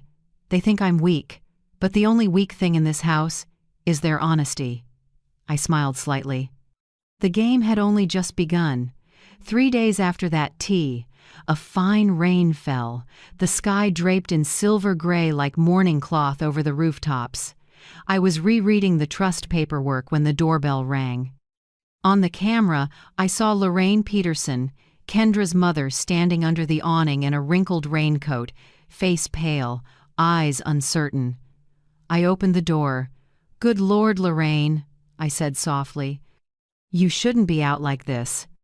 She offered a weak smile, lips cracked. "I had to come. I need to speak privately, Miriam." I brought her in and made hot ginger tea. In the light, I could see she'd grown thinner, with dark half-moons under her eyes like someone who hadn't slept in days. Her hands trembled around the cup. "What did the doctor say?" I asked. "Mild poisoning," she said, voice catching. "They suspect a foreign substance, some alkaloid, but Kendra told me it was just a reaction to vitamin supplements." I studied her. "Do you believe her?" Lorraine shook her head slowly. "No. I remember a few things, Miriam. I remember holding the champagne glass, tasting something strange, bitter, metallic. Earlier, I saw her at the drink table with a small amber bottle in her hand. I didn't think anything of it until I woke up in the hospital." The room went still. Rain ticked on the eaves like a metronome. I set my cup down and met her eyes. "Lorraine, I'm going to say something and I need you to stay calm." She swallowed and gripped the cup. "Go on." "That champagne was originally mine. I saw Kendra pour something clear into it, and I switched glasses with you." Lorraine went rigid. Her face blanched, then shook. A tear fell and shattered on the table like rain on glass. "Oh my God," she whispered. "She meant to kill you, and I almost died in your place." I nodded, voice low. "I know. And I'm sorry, Lorraine." I didn't expect her to act in a crowded room, but because she did, I saw her true face. She shook her head, tears spilling. "I'm her mother, Miriam. I gave birth to her, raised her. I thought she was just greedy, not capable of murder. God. I never imagined I'd say these words about my own daughter." I set a hand on her shoulder. "This isn't your fault. But if we stay silent, she'll keep going. Next time it might be me or someone else." She looked at me, pain hardening into resolve. "What do you want to do?" "I want to expose Kendra with truth and evidence. Not just to protect me, but to stop her from hurting anyone else." I stood and took a leather notebook from the drawer. On the newest page, I'd written a few spare lines. Kendra motive, financial.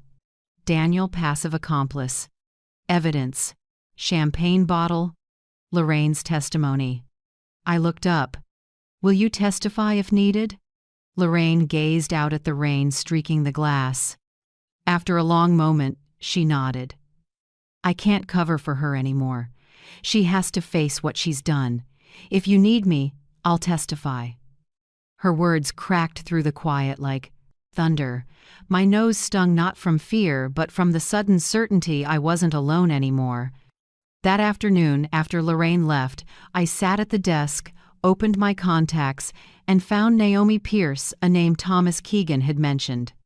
Naomi is a private investigator who's worked with major corporations, specializing in money laundering and financial fraud. When she answered, her voice was husky and crisp. "Pierce Investigations. This is Miriam Blake. Thomas Keegan referred me. I need a financial investigation on my son Daniel and his wife Kendra." She didn't ask why. "Can you send me their addresses, any account info, or businesses they've owned? I have everything. They're in debt, and I need to know what they've hidden. I want every loan, credit card, contract, life insurance policy, especially anything with my name on it." Naomi replied quickly. "Understood. Give me 48 hours. I'll find it." That evening, a text arrived from Lorraine. I spoke to the doctor.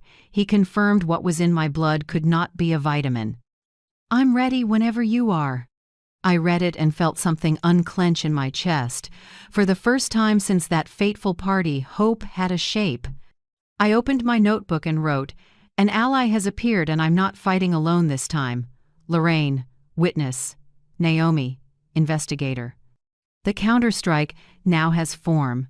That night, Strong wind swept over the roof, and the scrape of dry leaves along the porch sounded like someone whispering outside. I turned off the lights and stood by the window looking out at the yard. The black pines were still in the dark, rain glittering under the street lamp. I remembered Kendra's face at the tea, the calculating eyes behind mascara, the voice smooth as honey laced with poison. There was a time I tried to love her, for Daniel's sake. I once believed that if you were generous enough, people would change, but some people, the more you forgive them, the more they think they're entitled to betray you. Now I have no room for that softness. I'll let justice speak for me. Before bed, I pulled up the camera feeds. The side porch angle showed Lorraine's old car as she left, her figure small but steady in the rain. A warmth crept into me, a feeling I thought I'd lost long ago. Trust. I turned off the screen, set the leather notebook by the bed, and murmured, "Thank you, Lorraine. We'll end this on the terms of women who were underestimated but know how to rise." Outside, the rain kept falling, each drop on the tile roof like a drumbeat for a new battle. And inside me, fear gave way to the calm of someone ready to land the first strike. The next morning I called Daniel, my voice slightly shaky like a tired mother. "Do you have time at lunch? I want to eat with you, at the old place." The old place was the Pine House, the little restaurant by the lake where Daniel took me to dinner after college graduation. Back then, he was a gentle boy with bright eyes and big dreams. I wanted to see that version of him again, or at least make him believe I still did. The restaurant hadn't changed. Oak tables, old landscape paintings on the walls, the scent of mushroom soup in the air. Daniel arrived on time in a gray shirt and brown leather jacket, trying to mask the fatigue the dark circles gave away. "You called so suddenly, I got worried," he said, a mix of care and caution in his voice. I smiled lightly. "It's nothing, I just rethought a few things. Maybe you're right. I need rest. I can't live alone forever." His eyes lifted, a flicker of hope. "You mean you're considering Cedar Ridge?" I nodded, sipping tea. "Yes." I looked at a few photos. "It seems peaceful. Maybe I need a place like that to be quiet." Daniel brightened. "I knew it. It's great there, Mom. I have a friend who consulted for them, very professional. Let me send you their website." He pulled out his phone, tapped fast, then sent me the link to Cedar Ridge Retirement Residence. The lead image was a green lawn, smiling seniors by a lake, a piece so perfect it felt fake. "I can help with the paperwork," Daniel said, energized. "Just a few forms." "You won't have to worry." I gave a practiced smile and laid my hand on his wrist like a moved mother. "You really are a devoted son. I just worry the paperwork's fussy. Maybe I need someone younger to handle it." Daniel jumped at it. "Then let me take care of it." By late afternoon, as the light faded, Daniel and Kendra showed up at my door holding a file nearly 2 inches thick in a brown leather cover. They said they'd just come from a senior placement consulting office. Kendra smiled, playing the part of a helpful daughter-in-law guiding a confused elder. "I brought everything for you to sign now, so Cedar Ridge can process it tomorrow. You only need to fill a few spots." I led them to the living room. They opened the stack on the sofa. There were forms for admission, medical care commitments, insurance, and a thick document clipped separately. I glanced at the first page and saw the bold header, Power of Attorney, POA. I looked up at Daniel and asked slowly, "What's this?" "I've never heard Cedar Ridge requiring this." He answered fast, like he'd rehearsed, "Oh, it's just for convenience. If you're there and need someone to manage your bank accounts or handle medical bills, I can do it for you. You won't have to deal with it." I turned to page 2. My eyes stopped on a bolded paragraph. "The agent may access, manage, transfer, execute, or alter any financial accounts, investments, real property, or inherited assets of the principal." I looked up with a thin smile.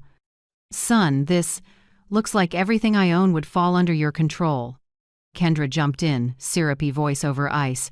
"Not exactly, Mom. It's just to reassure Cedar Ridge.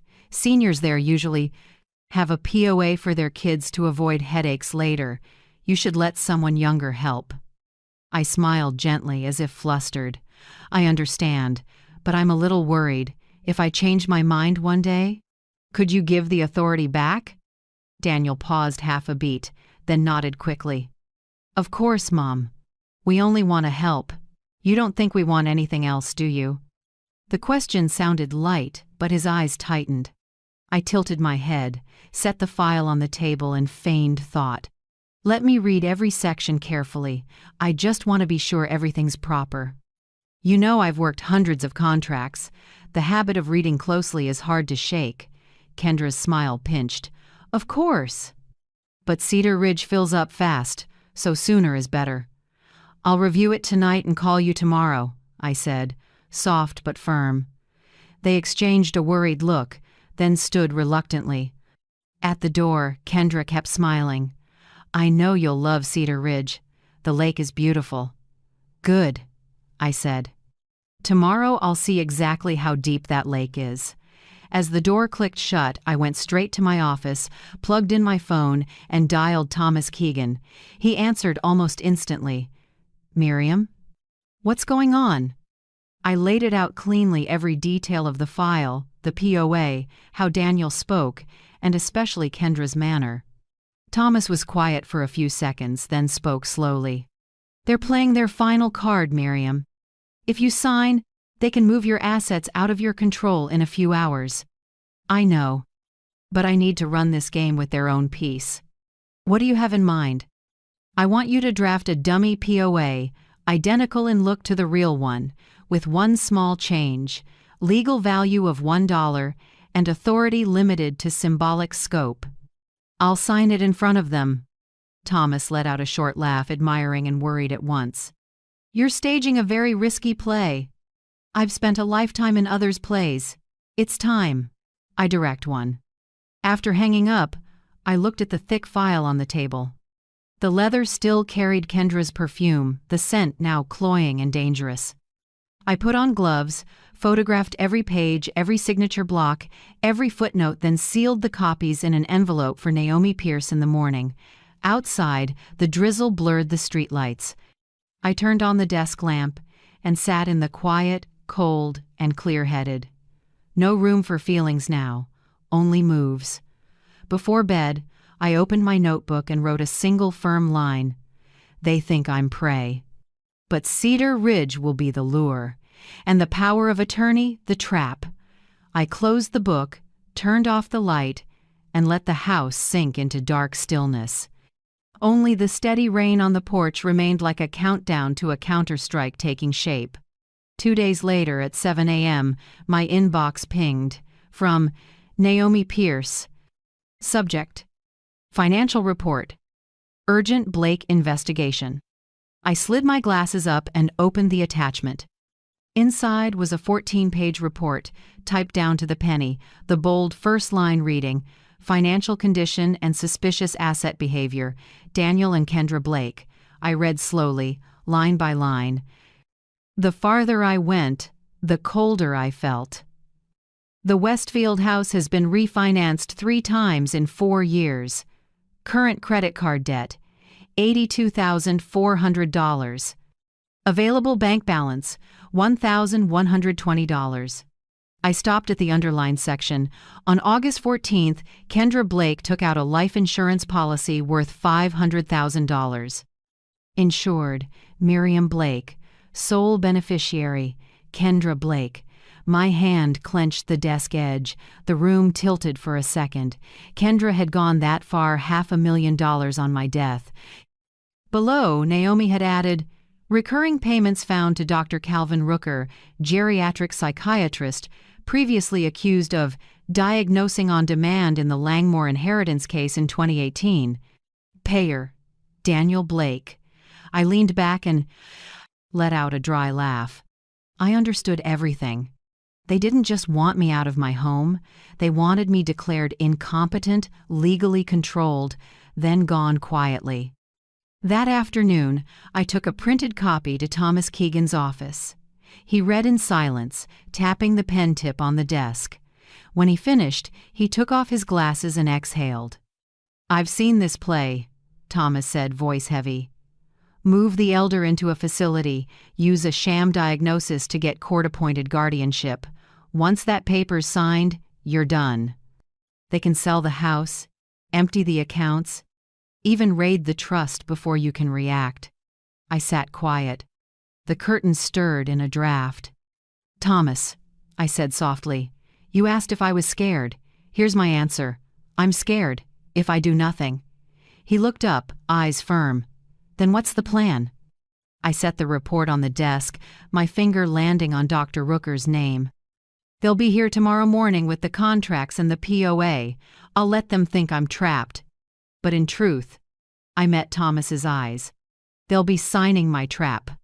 A slow smile spread across his face. "I should be present to witness this, shouldn't I?" "Of course, and I want one more person, someone who can officially verify everything." "Who are you thinking?" "Inspector Ava Nolan," I said. "She worked the Lakeport estate fraud case. She covers this area now." Thomas nodded immediately. "I'll call her.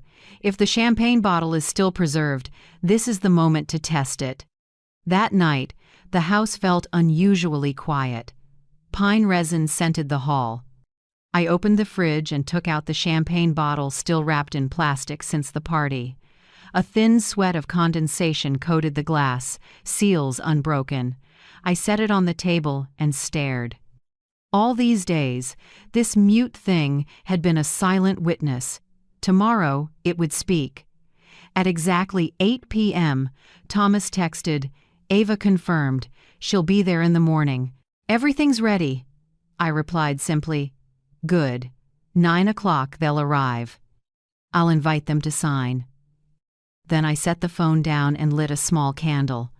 The wavering flame washed the notebook page where I wrote, "Cedar Ridge, the sweet bait. Dr. Rooker, a knife hidden in a white coat. But tomorrow morning Justice will wear a real lab coat." That night I didn't sleep. I made coffee, turned on the desk lamp, and read Naomi's report page by page. Every number, every transaction was a well-sharpened blade, and now I knew exactly where it was aimed. Naomi had attached 2 blurry photos, one of Kendra meeting a silver-haired man in glasses at a cafe near the hospital, Dr. Rooker. The second was a transfer receipt, $2,500 sent by Daniel to Rooker's account, note line, "Consultation retainer." I remembered Thomas's words, "They're writing your obituary in advance." "Miriam," I answered softly. "Then I'll make them read it first." At dawn I put on a light gray suit, tied back my silver hair, and wore the pearl strand Graham my husband once gave me. I didn't want to look like a victim. I wanted to look like the owner of the biggest deal of my life. At 8:30 my phone buzzed. A text from Daniel. "We're on the way. Bringing the contracts so you can sign." I smiled and replied, "Good, I've made coffee. See you at 9. Right after I texted Thomas, "Arrive 10 minutes early. Back doors open. And to Ava Nolan, need to test the bottle and witness the transaction. 9 o'clock sharp." Both answered, "Understood." Before 9 to 10, I reset the living room table. 2 cups of coffee, and the dummy POA packet. Thomas had prepared a perfect twin of the real contract with one tiny change. In the legal value section, he'd neatly inserted symbolic agreement in the amount of $1 void for any financial transactions exceeding personal limits. I set that file on the table next to the neatly wrapped champagne bottle. Looking at the scene, I couldn't help remembering the night of the fateful party where it all began with a glass of wine. Only this time, I was the one pouring. Outside, a car approached. A moment later, the doorbell rang. On the camera, Daniel and Kendra stood there, well-dressed, faces stretched between eagerness and fear. I took a breath, straightened my collar, and whispered to myself, "It's time." They think they're winning, but this morning, history will record who wrote the script. I opened the door with a gentle smile. "Come in, you two." "I'm ready." At exactly 9 a.m. My house was flooded with morning light. Sunbeams slid across the oak table where the Cedar Ridge packet sat neat and tidy. Fresh coffee mingled with the pine scent, making the scene look peaceful to the point of fake. Daniel and Kendra sat across from me. Daniel held a pen, his hand trembling slightly. Kendra opened her laptop, typing nonstop, glancing up to smile now and then. "Mom, are you sure you want to do this today?" Daniel asked, voice rough with nerves. I smiled, light as air. "The sooner the better, honey. I'm tired. Let's say I trust you and want you to handle all the fussy paperwork." Kendra shot Daniel a bright look. "See, I told you. Mom needs rest, and Cedar Ridge is perfect." I slid the packet toward them. "Here, I've signed everything. The power of attorney too notarized this morning." Daniel looked at me, genuinely moved in a way that felt fake. "Mom, thank you. I promise I'll take good care of you." He pressed pen to paper and signed the acknowledgement. The ink ran smooth, his handwriting shaky.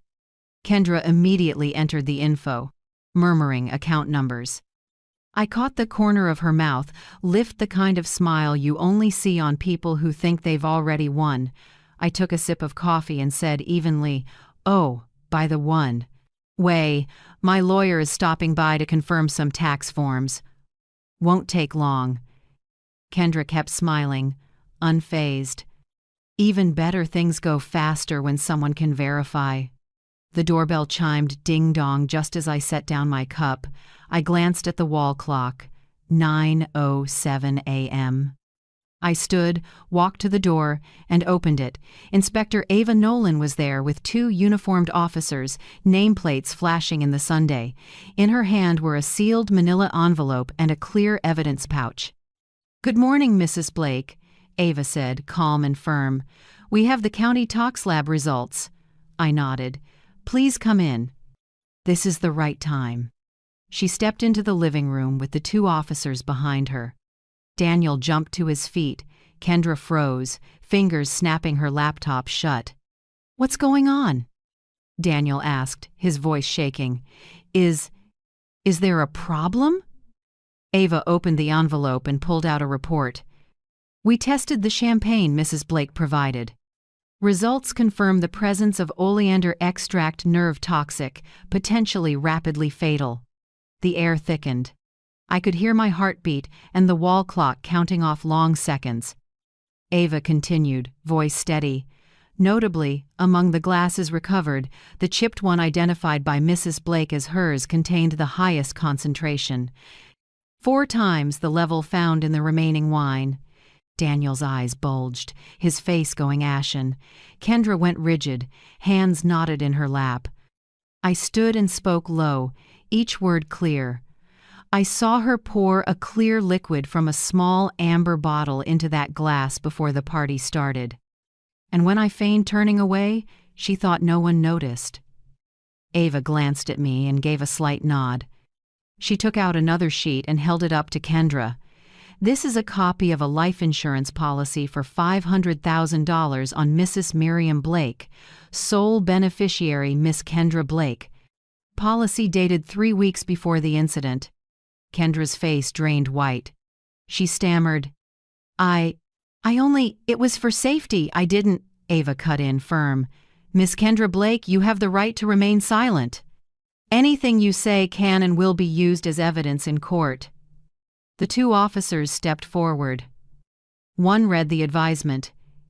"You're under arrest for attempted premeditated murder and elder abuse. Please stand and place your hands behind your back." Kendra sprang up, screaming, "No, this is a setup. I didn't do anything." "Daniel, say something." Daniel sat paralyzed, staring at his wife, then at me.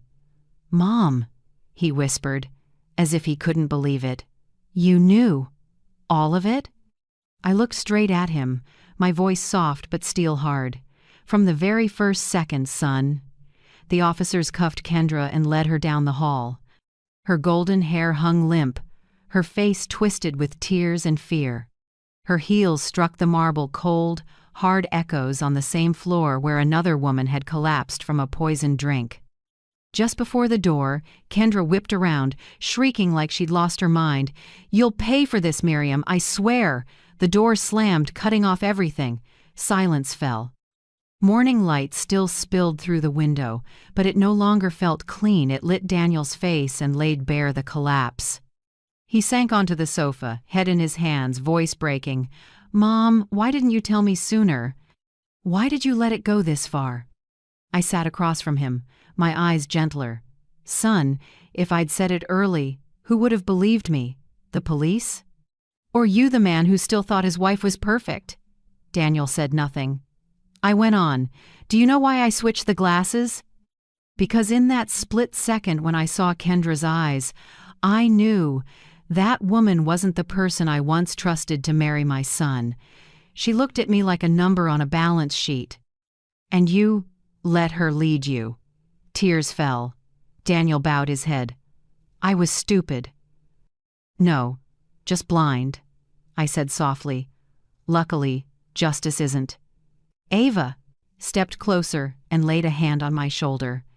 "Mrs. Blake, thank you for staying steady and cooperating. The bottle you preserved is key. Because of it, we could arrest Kendra today." I nodded with a small smile. "Thank you, Inspector Nolan, and send my thanks to Naomi, the woman brave enough to bring light to the dark." Ava smiled back. "We'll keep digging into Dr. Rooker. He'll have to answer for those diagnoses for hire. Let the law do its part," I said. "My part is forgiveness, but not forgetting." When they left, it was just Daniel and me. I walked to the window. Outside, the early breeze moved through the pines. The leaves, whispering like grateful spirits, finally cleared. Daniel came closer and spoke quietly. "Mom, I'm sorry. I let her hurt you. I don't deserve." I turned and set my hand on his shoulder. "You're still my son, but from today on, you have to find yourself again, not with money, but with character." He nodded, eyes red. I looked at the table where the dummy POA still lay, the paper edge catching the sundae. I picked it up, tore it slowly, and fed it to the fireplace. Flames rose, bright and clean. "We don't need papers to bind family," I said softly. "If someone needs a document to love, love was never what they wanted." Outside, the patrol cars faded into the distance, carrying off the morning chill.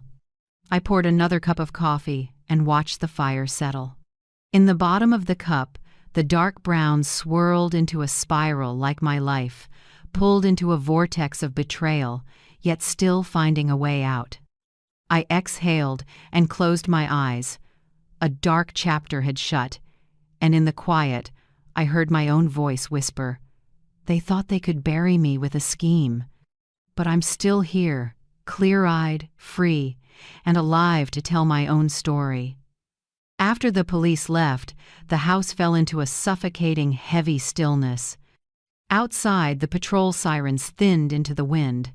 Morning light spread across the floor, like a thin fog, and reflected onto Daniel's face, stunned, pale, wet with tears. He collapsed onto the sofa, hands over his head, shaking like someone waking from a nightmare. "Mom," he said softly, voice choking. "I didn't know. I thought it was just to scare you into signing. I didn't think she'd really try to kill you." I stood a few steps away, looking at the son I once trusted completely. Old memories, the boy running through the yard, the young man holding me after his father died, flashed and evaporated like smoke. "Did you know what she was doing?" I asked, calm and cold. Daniel didn't answer. I stepped closer and held out my hand. "Give me your phone." He hesitated. I looked into his eyes and said, gentle but final, "Do you want to make it right or hide more?" At last, Daniel pulled the phone from his pocket and set it on the table. I picked it up. His fingerprint unlocked the screen. In the messaging app, dozens of conversations between him and Kendra popped up. I skimmed quickly and stopped at a thread near the time of the party. "Kendra, after tonight, your mom will have to beg us." Daniel, "Don't go too far."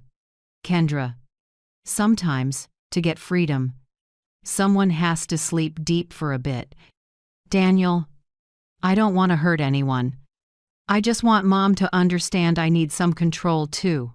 When I finished reading, my heart clenched, but my face didn't change.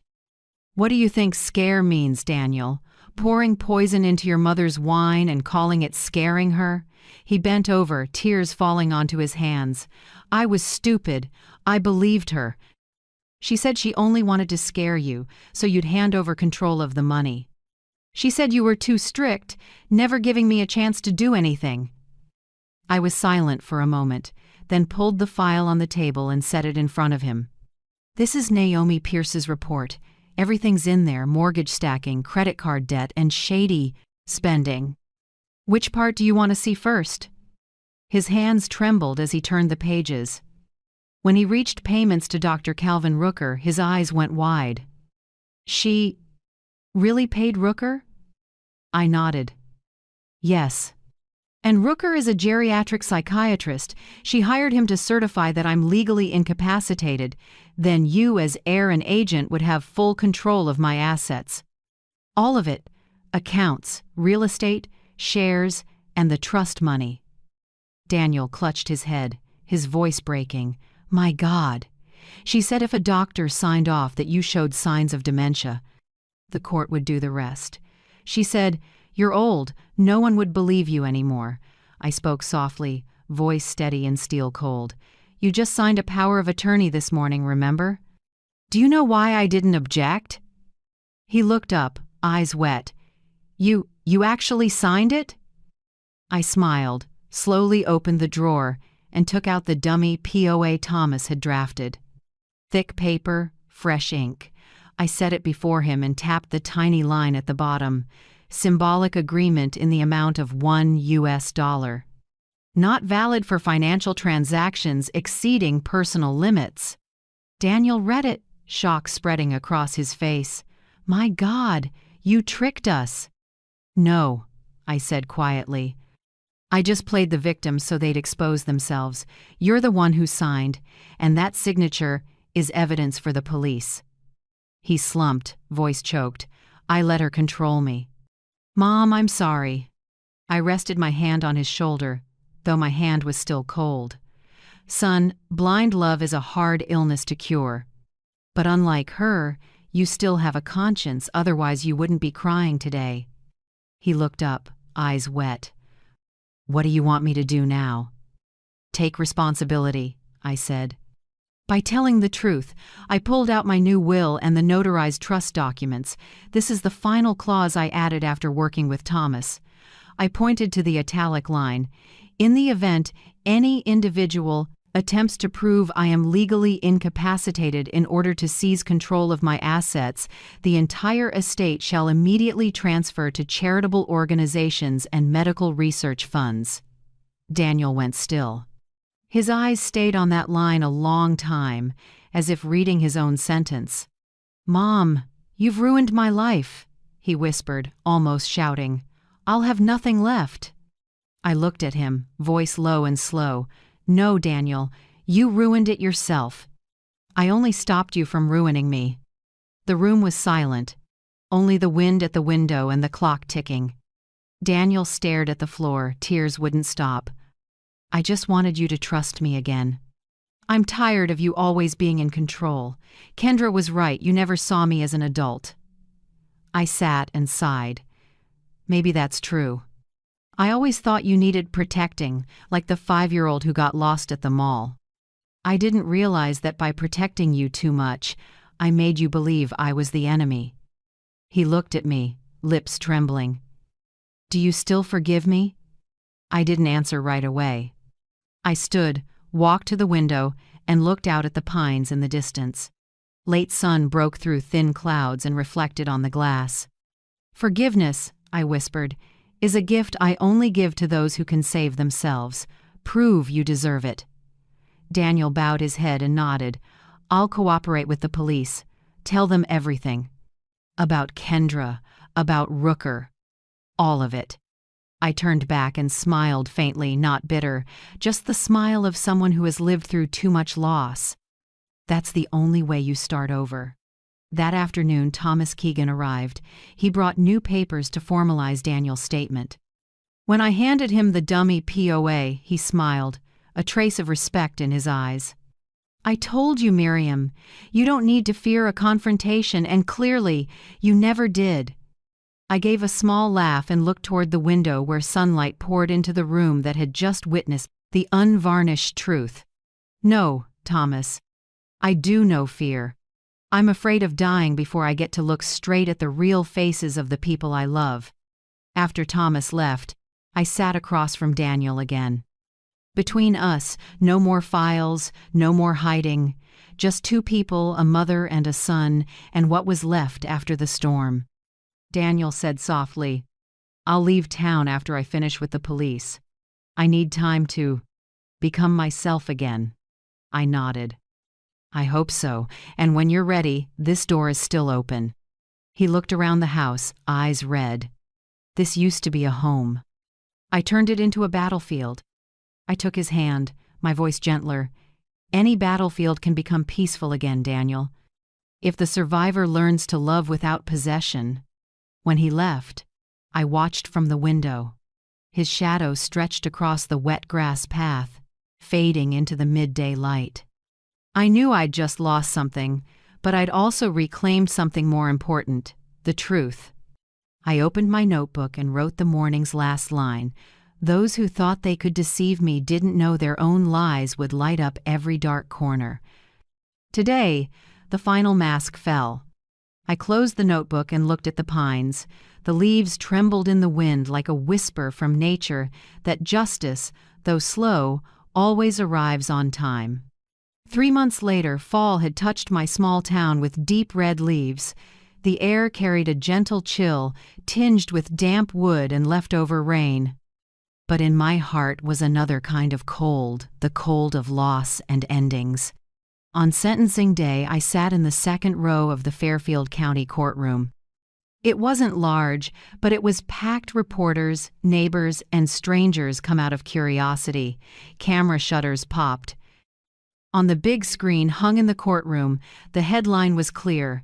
The Champagne poison case, my name, Miriam Blake, appeared beside it. Under that line was Kendra being led in hair messy, eyes empty, her old pride gone.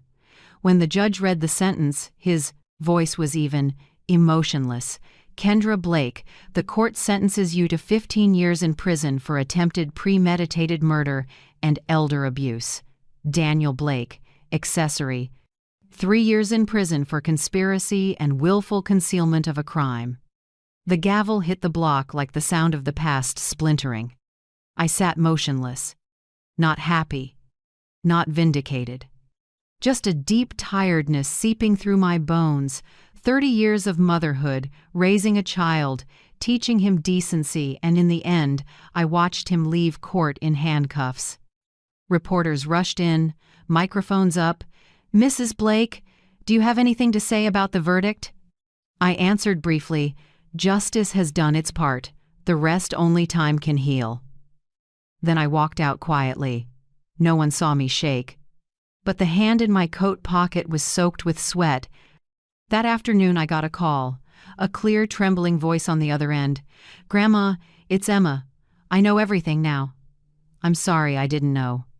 If I had known, I would have said something. I swear. I closed my eyes. Emma, my 16-year-old granddaughter, the last light in my family. I held the phone and listened to her voice break into sobs. I wanted to say something comforting, but my throat locked. Only when I heard the tiny, I still love you, Grandma, did my tears finally burn hot. I love you too, Emma, I said.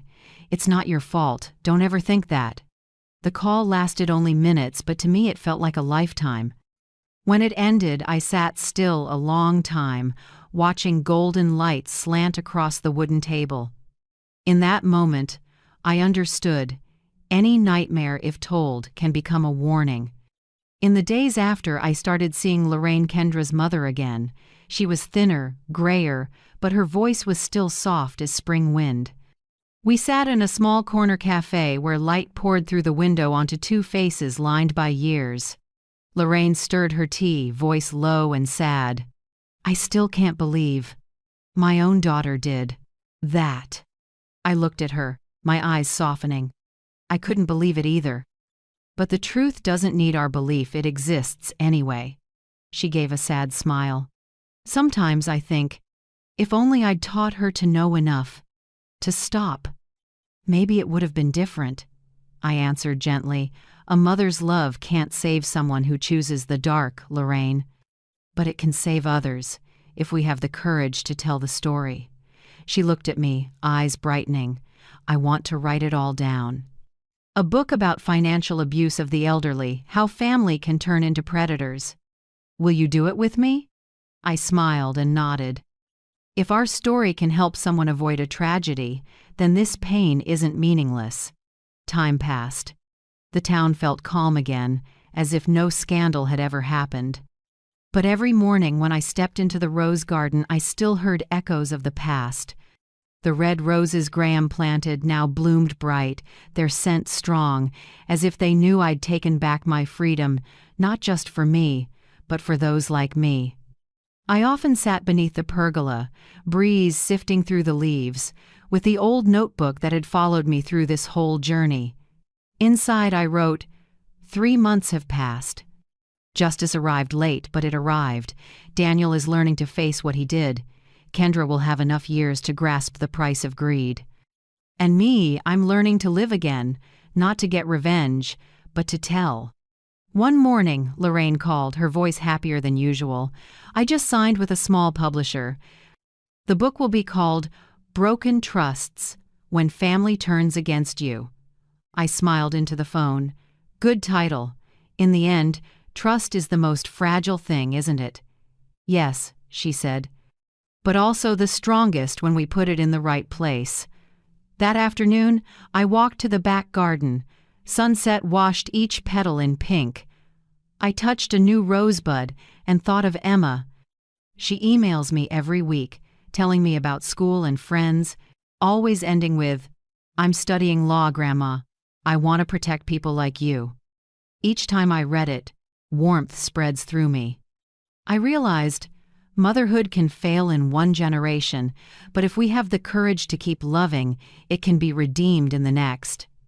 In the evening, I sat in the living room and looked up at an old family photo. Me, Daniel, Kendra, and little Emma. We were all smiling, summer sunlight pouring through the window behind us. I whispered to myself, sometimes life doesn't let us choose the ending, but we can choose how to tell it. I closed my eyes and listened to the wind on the porch. In that sound, I seemed to hear Graham's voice somewhere. You're strong now, Miriam. Keep living not to remember, but to light the way. I opened my eyes, drew a deep breath.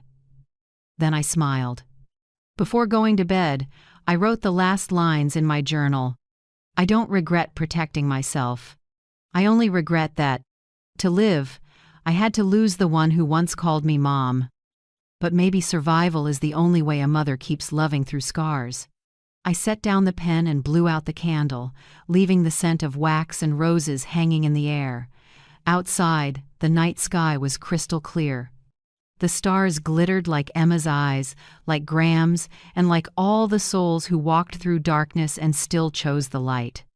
I smiled to myself. No darkness is permanent, only those who refuse to open their eyes.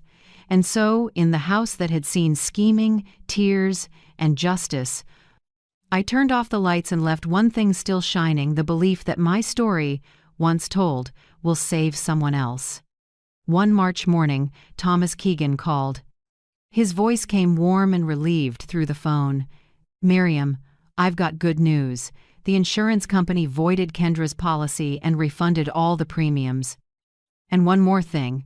The bank just foreclosed on the house in Westfield where Daniel used to live. They couldn't keep it.